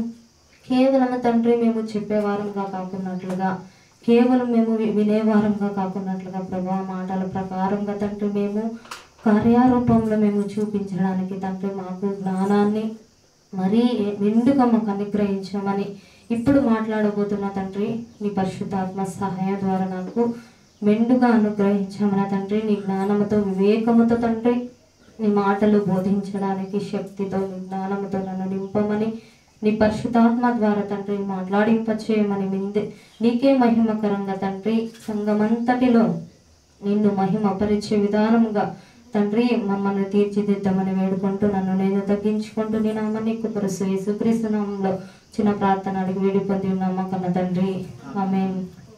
మరొకసారి అందరికీ వందనాలు చెల్లించుకుంటున్నాను. ప్రియులారా, దేవుడు ఇంతవరకు పరిశుద్ధాత్మ ద్వారా మనకు ఎన్నో రకాలుగా హెచ్చరిస్తూ ప్రతిదీ మనకు నేర్పిస్తూ వస్తున్నాడని నేను బలంగా నమ్ముతున్నాను. ఎవరు ఎంతమంది ఎలా నమ్ముతున్నారో నాకైతే తెలియదు, కానీ నేనైతే నమ్ముతున్నాను. ఎందుకంటే ఆరాధన అంటే తెలియక కొంతమంది సంఘాలకు వెళ్తూ ఉన్నారు. ఆరాధన అంటే ఏంటండి? ఎవరో తెలిసిన వారు కొద్దిగా చెప్తే బాగుంటుంది. ఆరాధన అంటే ఏంటి? మొదటిగా ఆత్మతోను సత్యముతోను దేవుని ఆరాధించడమే. మనస్ఫూర్తిగా పూర్ణ హృదయముతో పూర్ణాత్మతోను పూర్ణ మనస్సుతోను మంచి మనస్సుతో ఆయన ఆరాధించడమే నిజమైన ఆరాధన. మనం వింటూ ఉంటాము, మనకు తెలుసు, కానీ చెప్పలేకపోతున్నాం. కరెక్టో కాదో, ఇది అబద్ధమేమో అంటే నేను చాలామంది చెప్పరు. కానీ భయపడకూడదు, ఏదో ఒకటి తెలిసినవి చెప్తూ ఉండాలి మనం. కనుక మనము ఇంతవరకు ఎన్నో విలువైన మాటలు అందించిన సహోదరికి వందనాలు చెల్లించుకుంటున్నాను సంఘం తరపున. మొదటిగా మనం ఒక మాటను మనం చూసినట్లయితే, ముందుగా మనము ప్రార్థన చేయడానికి చాలామంది భక్తులు వెళ్తూ ఉంటాము. భక్తులు మనకు కనిపిస్తూ ఉంటారు. ప్రార్థన అనేసరికి ఏదో వెళ్ళాలి, ప్రార్థన చేయాలి, ఈరోజు ఆదివారము సండే వర్షిప్ ఉంటుంది, మన ఆరాధనకు వెళ్ళాలి, వాక్యం వినాలి అంటే చాలా వరకు వెళ్తూ ఉంటాం. కానీ ప్రార్థన అనేసరికి దేవుని ఎక్కువగా కోరికలు కోరేస్తూ ఉంటాం. అంటే తెలిసిన వారు ఏది అడగాలో ఏది అడగకూడదో తెలిసి అడుగుతూ ఉంటారు. తెలియని వారు ప్రతిదినం అన్ని ఇస్తాడని తెలియకపోవచ్చేమో కొంతమందికి. అయితే కొంతమంది తెలిసినాను దేవునికి ఏది అడగాలో తెలియక అడుగుతూ ఉంటారు ప్రార్థనలో. కానీ ప్రార్థన అనేసరికి ఏది అడగాలి, మొదటిగా దేవుడు ఎందుకు ఆ ప్రార్థన చేయాలి అని చెప్పాడు అనేది మొదట మనము గ్రహించేవారుగా ఉండాలి. కృప ప్రతి ఒక్కరికి ఉంటుంది, కృప అనేది. కానీ రక్షణ పొందాలంటే మొదటిగా మనం ఎలా ఉండాలో అనేది గ్రహించుకోవాలి. రక్షణ పొందాలంటే నువ్వు ఏ రీతిగా ఉండాలి, దేవుడు మన కోసం ఎవరికి మన పట్ల శ్రద్ధ కలిగి దేవుడు ఎవరిని వేడుకుంటున్నాడు, మనల్ని రక్షించాలని దేవుడు ఎవరిని వేడుకుంటున్నాడు అనేది మనము గ్రహించుకోవాలి. బలహీనమైన ఘటలము అని తెలుసుకొని తండ్రి అయిన దేవుడు, ఆత్మస్వరూపి అయిన తండ్రి నిజంగా తండ్రిని వేడుకుంటాడు. వీళ్ళు బలహీనమైన పనులు చేస్తూ ఉంటారు అని పరలోకపు తండ్రికి వేడుకుంటూ ఉంటాడు. కానీ మనము ప్రార్థన చేసేవి ఎలా ఉంటావో ఎలా పడితే అలా చేసుకుంటున్నామో, ఏది పడితే అడుగుతున్నామో మనకు గ్రహించుకోవాలి. మనం ముందుగా ఒక మాటను మనం చూసినట్లయితే రోమీయులకు రాసిన పత్రిక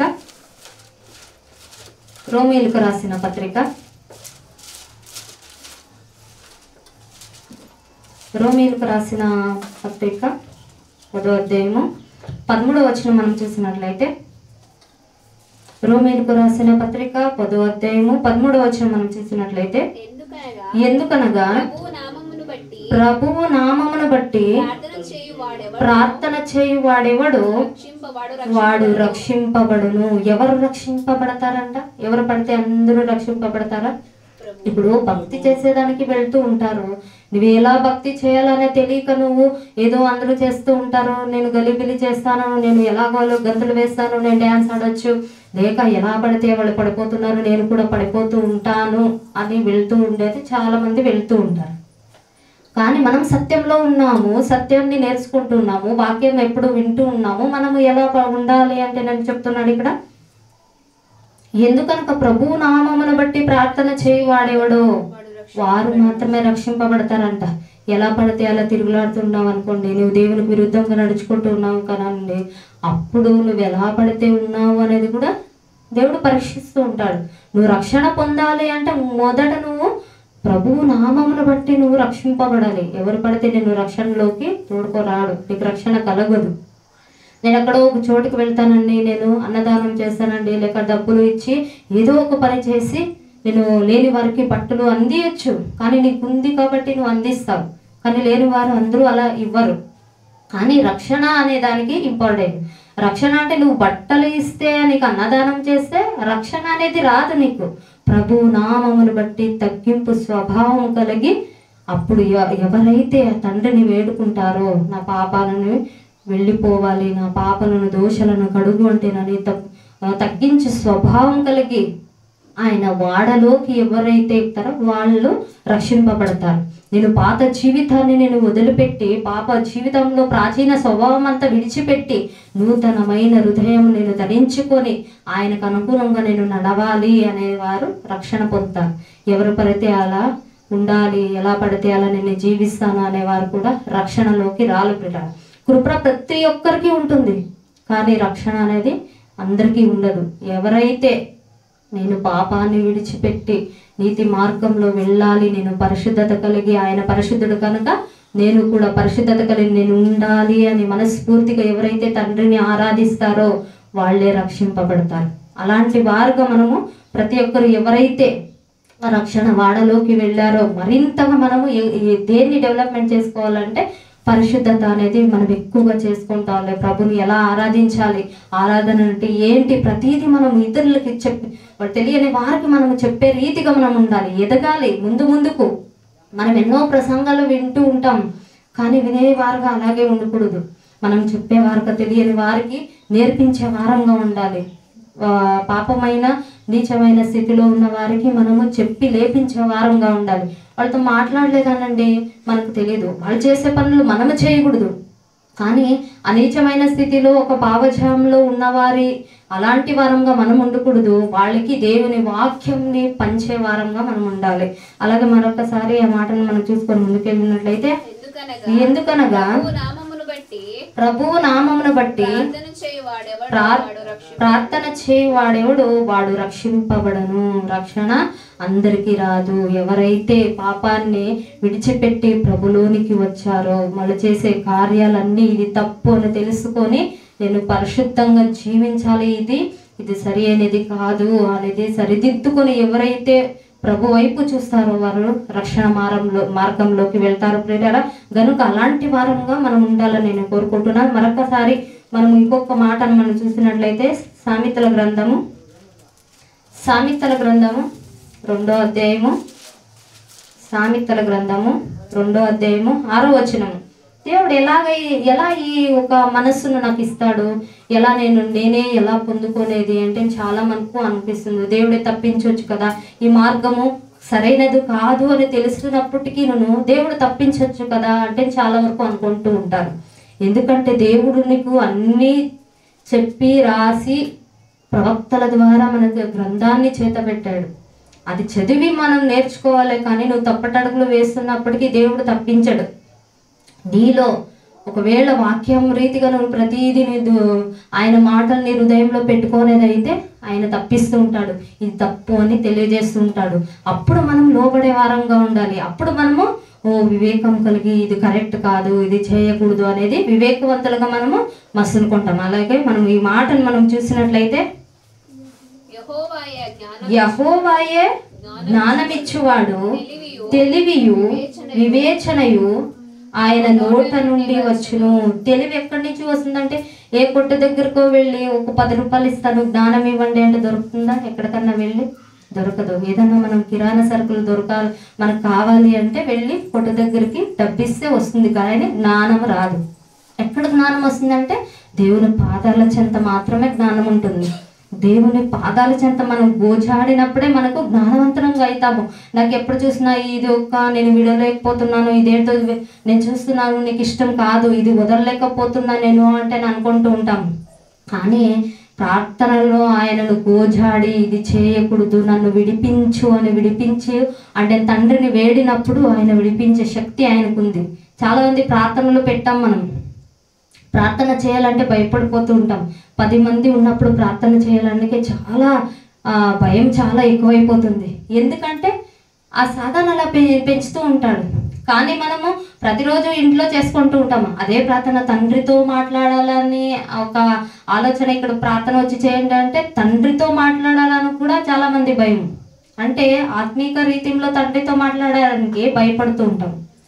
శరీర సంబంధంగా తండ్రితో మాట్లాడడానికి చాలా హ్యాపీగా మాట్లాడుతూ ఉంటాం. కానీ అన్నీ ఇచ్చిన దేవుడు నీకు అడగక మునుపే ప్రతీదీ ఇచ్చిన దేవుడిని ఎలా మాట్లాడాలో, మనం ఎలా తండ్రితో మాట్లాడతామో అలాగే ఆత్మ సంబంధమైన ఆత్మస్వరూపుగా ఉన్న ఆ కన్న తండ్రిని అలాగే మాట్లాడే అదే ప్రార్థన. అంటే మనము అలాంటి ఒక ప్రార్థనలు గోజాడాలి. ఏంటి కావాలి అంటే జ్ఞానం దయచేయి ప్రభువా, నాకు మొదటిగా నాకు జ్ఞానం దయచేయి. ఈ లోకంలో నేను ఎలా మాట్లాడాలో, ఎలా నేను వదులుకోలేకపోతున్నాను, కొన్ని విషయాలను నేను విడిపించలేకపోతున్నాను నేను. ఎందుకు అంటే ఇలా ప్రార్థన చేయి అంటే ప్రార్థనకున్న శక్తి అలాంటిది. ప్రార్థనలతో ఏదైనా జయించవచ్చు. తండ్రికి అసాధ్యమైనది ఏది లేదు. మొదటగా మనము ఏది కావాలని తండ్రితో వేడుకోవాలంటే ఏది పడితే అలా కోరుకోకూడదు. ఏది కావాలంటే జ్ఞానం కావాలి ప్రభువా, నీ యందు భయభక్తులు కలిగి నేను జీవించాలంటే నాకు నీ యొక్క జ్ఞానం దయచేయండి, నీ యొక్క వివేకం నాకు దయచేయి ప్రభువా. అప్పుడు మనము పాపం అనేది రీతిలో మనం వండుకున్నట్లు దేవునికి దగ్గరైపోతూ ఉంటాము, పాపానికి దూరముగా ఉంటాము. అలాంటి వారుగా ప్రతి ఒక్కరు కూడా ఉండాలి. అలాగే మనము యెహోవాయే జ్ఞానం ఇచ్చేవాడు, ఆయన ఒక్కడే జ్ఞానము ఇవ్వగలడంట. నువ్వు ఎక్కడ పడితే అలా నాకు అది ఇవ్వు ఇది ఇవ్వు అంటే నీకు దొరకవచ్చు, దొరకకపోవచ్చు.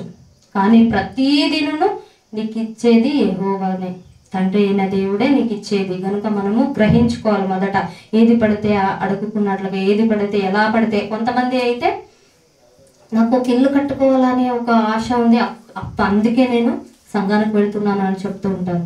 కానీ ఇల్లు అనేది సహజంగా ఎప్పుడో ఒకసారి మనం సంపాదన చేస్తే కట్టుకోగలం. లేక డబ్బు సంపాదించాలంటే నేను సంఘంలోకి వచ్చావనుకో ఎప్పుడో ఏదో ఒక పని వెతుక్కుంటే డబ్బులు కూడా పెట్టచ్చు. కానీ నీకు పరలోకం కావాలంటే, నిత్య జీవం కావాలంటే మొదట నీకు దేవుని జ్ఞానం చాలా ఇంపార్టెంట్. కనుక మనము ఏది పడితే అలా ప్రార్థించే వారంగా ఉండకూడదు. మనం రక్షణ పొందాలి అంటే దేవుని జ్ఞానంతో పాటు ఆయన వివేకంతో పాటు మనము ప్రార్థించే వారంగా ప్రతి ఒక్కరు కూడా ఉండాలని నేను మనస్ఫూర్తిగా కోరుకుంటున్నాను. అలాగే ముందుకు చూసినట్లయితే తెలివియు వివేచనయు ఆయన నోట నుండి వచ్చును. తెలివి ఎక్కడ దొరుకుతుంది అంటే మనుషుల్లో దొరకదు. చాలా అంటే తెలివి అంటే చాలా మాట్లాడొచ్చు, మాటకు అద్దు అదుపు ఏది ఉండకుండా మాట్లాడుతూ ఉండొచ్చు. అంటే వీళ్ళు చాలా తెలివైన వాళ్ళు అంటే అనొచ్చు. జ్ఞానవంతులుగా ఉండాలంటే తెలివి ఎక్కడి నుంచి వస్తుందంటే దేవుడు పరిశుద్ధాత్మ ద్వారా ఆయన అందించాలి మనకు తెలివి. మనం ఏదో మాట్లాడము, మేమేమే గొప్పవారము అనుకోనొచ్చు, కానీ మనం ఎవరు గొప్పవారం కాదు. ఆయన బోధకుడు, మనము ఆయన బోధించేవాడు కనుక మనము వినేవారంగా ఉండాలి, దాన్ని పాటించే వారంగా ఉండాలి. తెలివి ఎక్కడి నుంచి వస్తుందండి? దేవుని యొద్ద నుండి వస్తుంది. తెలివి కావాలి, వివేకం కావాలి అని మనం ప్రార్థించే వారంగా ఉండాలి. మనము ఈ రోజు నుండి మనకు తెలియకపోతే ఒక ప్రార్థన విజ్ఞాపన ఏంటి అంటే జ్ఞానం కావాలి ప్రభువా, నాకు తెలివి. కొంతమంది ఎలా అయితే పడితే ఎక్కడన్నా బయటకు వెళ్ళేటప్పుడు మాట్లాడడం కుదరదు, ఎందుకంటే తెలివి ఉండదు కావచ్చు. ఎప్పుడు ప్రార్థనలో తండ్రిని అడిగి ఉండరు. ఆ వాక్యం ఎప్పుడైతే ధ్యానిస్తూ ఆయనని ఎప్పుడైతే మనము ఆలోచన చేస్తూ ఆయన మాటల ద్వారానే మనం ఉంటూ ఒక్కొక్కటిగా మనం హృదయంలో పెట్టుకున్నాం అనుకోండి, ఆయన చెప్తూ ఉంటాడు, నువ్వు ఎలా మాట్లాడాలో అనేది నేర్పిస్తూ ఉంటాడు. అదే తెలివి ఇచ్చేది అంటే దేవుడు ఆయన ఆత్మ ద్వారా మాట్లాడుతూ ఉంటాను. మనలో పరిశుద్ధాత్ముడు ఉండాలి అంటే మొదట మనము ఆయనకు లోబడే వారంగా ఉండాలి. అప్పుడు మనలో పరిశుద్ధాత్ముడు అనేది ఉంటాడు. కనుక మనము గమనించుకొని మనము ముందుకు పోయినట్లయితే రోమీలకు రాసిన పత్రికలు మనము చూసినట్లయితే రోమీలకు రాసిన పత్రిక 8వ అధ్యాయము, రోమీలకు రాసిన పత్రిక 8వ అధ్యాయము 8వ అధ్యాయము రోమీలకు రాసిన పత్రిక 8వ అధ్యాయము 26వ వచనం మనం చూసినట్లయితే అటువలే ఆత్మయు మన బలహీనతను చూచి సహాయము చేయుచున్నాడు.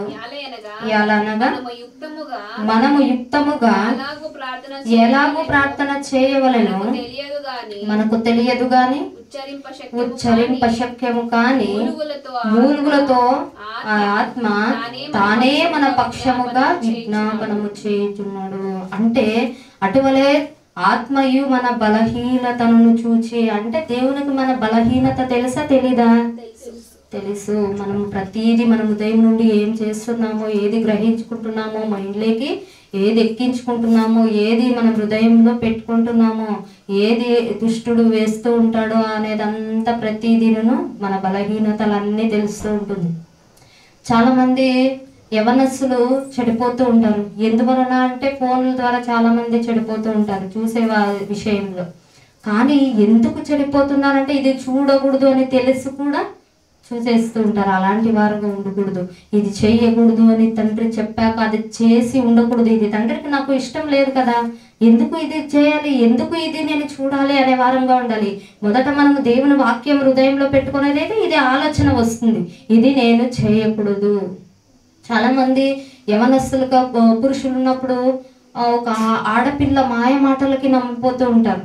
వ్యర్థమైన మాయ చేస్తూ ఉంటే ఆ మాటలకు పడిపోయి వాళ్ళ లైఫ్ అంతా పాడు చేసుకుంటూ ఉంటారు. అలాగే పిల్లలు కూడా, ఆడపిల్లలు కూడా చెడిపోతూ ఉంటారు. ఏదో 4 మాటలు మాట్లాడేసరికి మా తల్లిదండ్రుల కింద ఎక్కువగా ప్రేమిస్తున్నాడు, మా తల్లిదండ్రుల కింద అన్నీ నాకు చూసుకుంటూ ఉంటాడు, నాకు ఏది కావాలో అన్నీ తీసిస్తూ ఉంటాడు అని మాయ మాటలకు పడిపోతూ ఉంటారు. అలాంటి వారుగా ఉండకూడదు. ఒక్కరు యవ్వన దశలో ఆయన కాడి మోసే వారంగా ఉండాలి. ఆయన కాడి సులువుగాను తేలికగాను ఉంటుంది. ఆయన కాయ మోసేది అంటే ఆయన మాట వినటం. మొదట మనం ఆయన మాట వింటూ ఉంటే ఆయన భుజాన్ని ఎత్తుకొని మోసినట్లే. ఆయన మొదట మనము ఆయన మాట వినేవారంగా ఉండాలి. అందుకే చెప్తూ ఉంటారు, ఇక్కడ చెప్పే మాట ఏంటంటే 26వ వచనం, అటువలే ఆత్మయు బలహీనత, అంటే ఆత్మ బలహీనంగా ఉంటుంది. కొన్ని విషయాలకు స్త్రీలు అంతే, పెళ్ళైన స్త్రీలు అంతే, భర్త లేనప్పుడు ఎలాంటి వాళ్ళు పాడు పనులు చేస్తూ ఉంటారు. కానీ భర్త ఉన్నప్పుడు ఒకలాగా, భర్త లేనప్పుడు ఒకలాగా బిహేవ్ చేస్తూ ఉంటారు. అలాంటి వారు కూడా దేవుని కండుకు చూస్తూ ఉంటాడు. ప్రతిదీ మనము గమనించుకోవాలి. అలాగే భార్య కూడా ఎప్పుడెప్పుడు వెళ్తుందా ఊరికి అంటేనని భర్త చూస్తూ ఉంటాడు. లేని పనులన్నూ చేయొచ్చు కదా, ఆమె లేదు కదా, నేను ఎలాగైనా ఉండొచ్చు కదా. తండ్రి చూడడు, దేవుడు చూడడు. అసలు భయభక్తులు లేక చాలా మంది విభిన్నమైపోతున్నారు, చాలా మంది తప్పుడు మార్గంలోకి వెళ్ళిపోతున్నారు పిల్లలు. ఆ బలహీనతను మొదట గ్రహించుకుంటుంటాడు. అంటే మనము బలహీనత అనేది సాతానుకు కూడా తెలుసు, దేవునికి కూడా తెలుసు. మనం మొదటిగా మనం ఆయన మాటలు గ్రహించుకుంటూ మనం హృదయంలో పెట్టుకున్నాం అనుకోండి, సాతానేసే ఒక అగ్ని బాణాలను అడిగట్టే వారంగా ఉంటాం. కనుక మనం ఏది పడితే అది మనకు అనుకూలంగా ఇది కావచ్చు, నాకేదో చదవడానికి కావచ్చు, ఏదో నాకు ఏదన్నా ఇది పనికి వస్తుందంటే చూడొచ్చు. కానీ ప్రతిదీ మనము అలాగే చూస్తూ అలాగే చేస్తూ వెళ్ళే వారంగా ఉండకూడదు. అది హృదయంలో ముద్ర వేస్తూ ఆ వాక్యం ఎలాగైతే మనం వింటూ ఉండి ఒక్కొక్క మాట హృదయంలోకి ఎలాగైతే వెళ్తుందో చెడు కూడా అలాగే ఒక్కొక్క బీజముగా అది డెవలప్మెంట్ అయిపోతూ ఉంటుంది, అది వృక్షంగా మారిపోతుంది. ఇప్పుడే దాన్ని కట్ చేసుకుంటే చాలా మంచిది. దేవుని వాక్యం మనం వినేవారంగా ఏ ఒక్కరు కూడా తప్పుడు మార్గంలో వెళ్ళే వారంగా ఉండకూడదు. ఎందుకంటే మన బలహీనత ఆయనకు తెలుసు కాబట్టి మన కోసం ఎలా ప్రార్థిస్తాడో మనం చూసినట్లయితే అటువలే ఆత్మయు మన బలహీనతను చూచి సహాయము చేయుచున్నాడు. అంటే దేవుడు మనకు సహాయం చేస్తున్నాడు. మనం ఎవరంటే బలహీనమైన ఘటన, ప్రతి ఒక్కరు కూడా బలహీనులుగా ఏదో ఒక విషయంలో ఏదో ఒక రోజున పడిపోయిన వారమే. ఎందుకంటే అలాంటి ఒక భావజాలం కలిగి మీరు ఉంటారు అనే వాక్య భాగమే సెలవిస్తుంది. ఎప్పుడో ఒక చోటు బలహీనమైన ఘటన కాబట్టి ఏదో ఒక విషయంలో పడిపోయే వారంగా ఉంటాము. మనము గ్రహించుకోవాలి.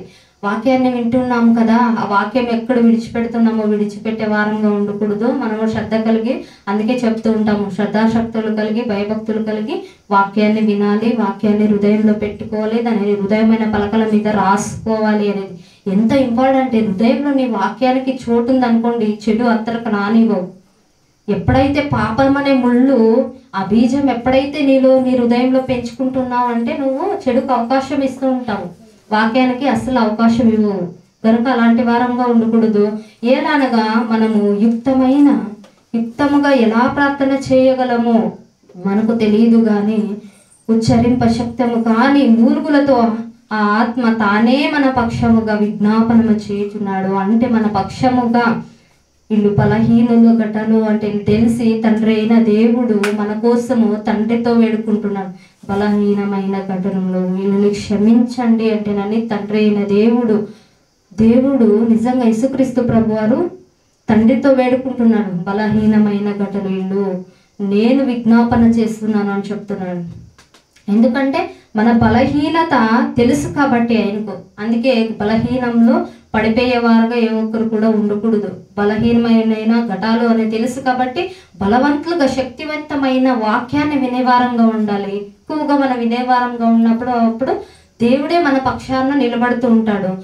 ఉచ్చరింప శక్తము కానీ అంటే చెప్పుకోలేక కొంతమంది చాలా బాధపడుతూ ఉంటారు. అలాంటి వారు తండ్రితో వేడుకోవాలి.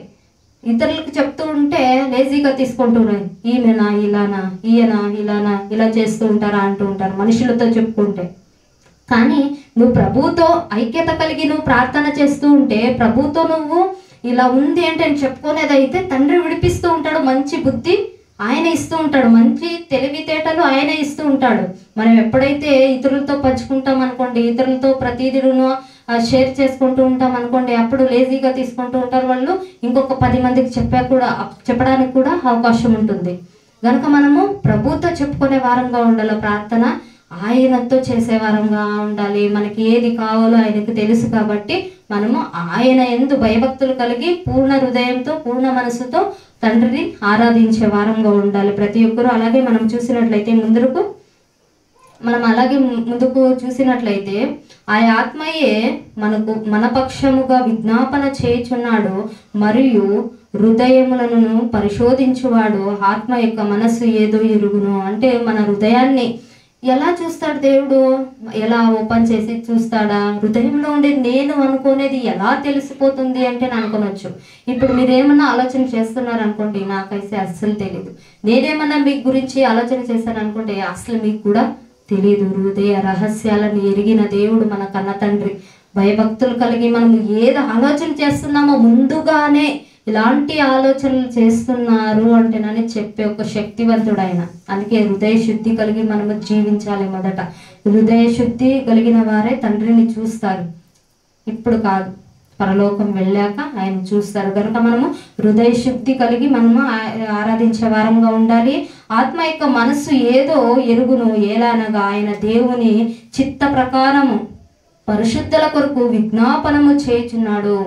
అంటే పరిశుద్ధుల కొరకు ఎవరైతే నేను పరిశుద్ధత కలిగి నేను ఉండాలి అంటే నని అనుకున్నవారు, శరీరాన్ని సజీవ యాగముగా తండ్రికి సమర్పించిన వారు, వాళ్ళు పరిశుద్ధత కలిగి నేను జీవించాలి అనుకునిన వారు పరిశుద్ధుల కొరకు తండ్రి అయిన దేవుడు ప్రభు అయిన యేసుక్రీస్తు ప్రభు వారు తండ్రిని వేడుకుంటాడంట.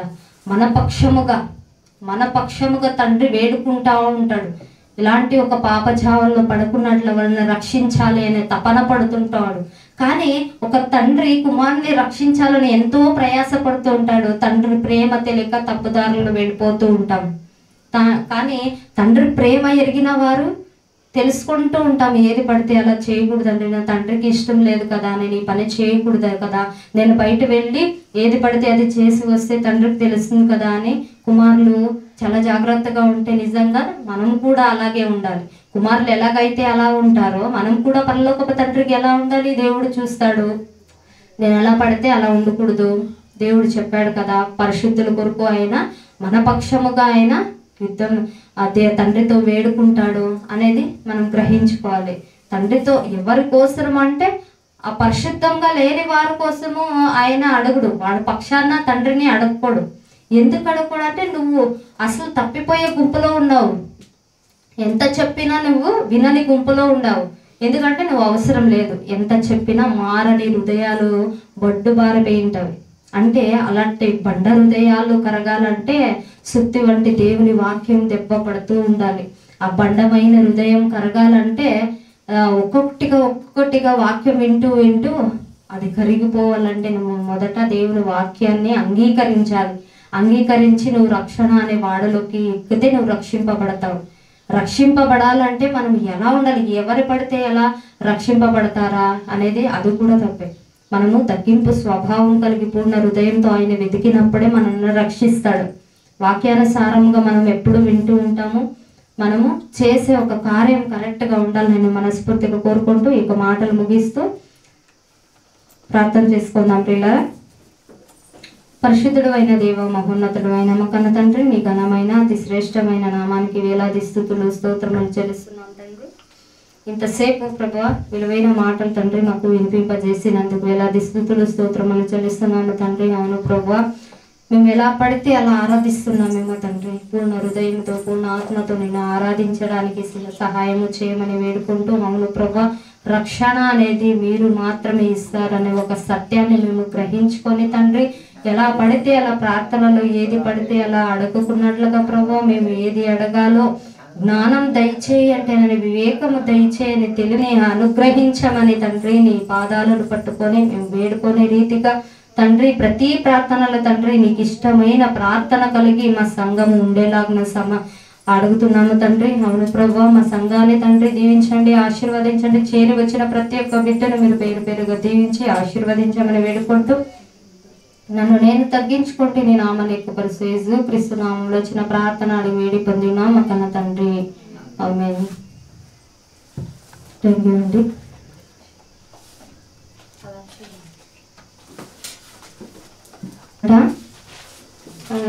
ప్రతి ఒక్కరు కూడా ఉన్నాము కనుక మనము అందరూ ఒకరైతే ఒకరు రాలేదు ఈరోజు, ఫోన్ల ద్వారా అయినాను మాట్లాడుకొని మనం అందరూ ఒక మాట ద్వారా అక్కని పిలిపిద్దాము. మీరు అందరూ ఒప్పుకుంటే మాత్రము చేస్తాము. ఇది మనసులో పెట్టుకొని దాని గురించి ప్రార్థన చేయాలని నేను మనస్ఫూర్తిగా కోరుకుంటున్నాను. వందనాలండి.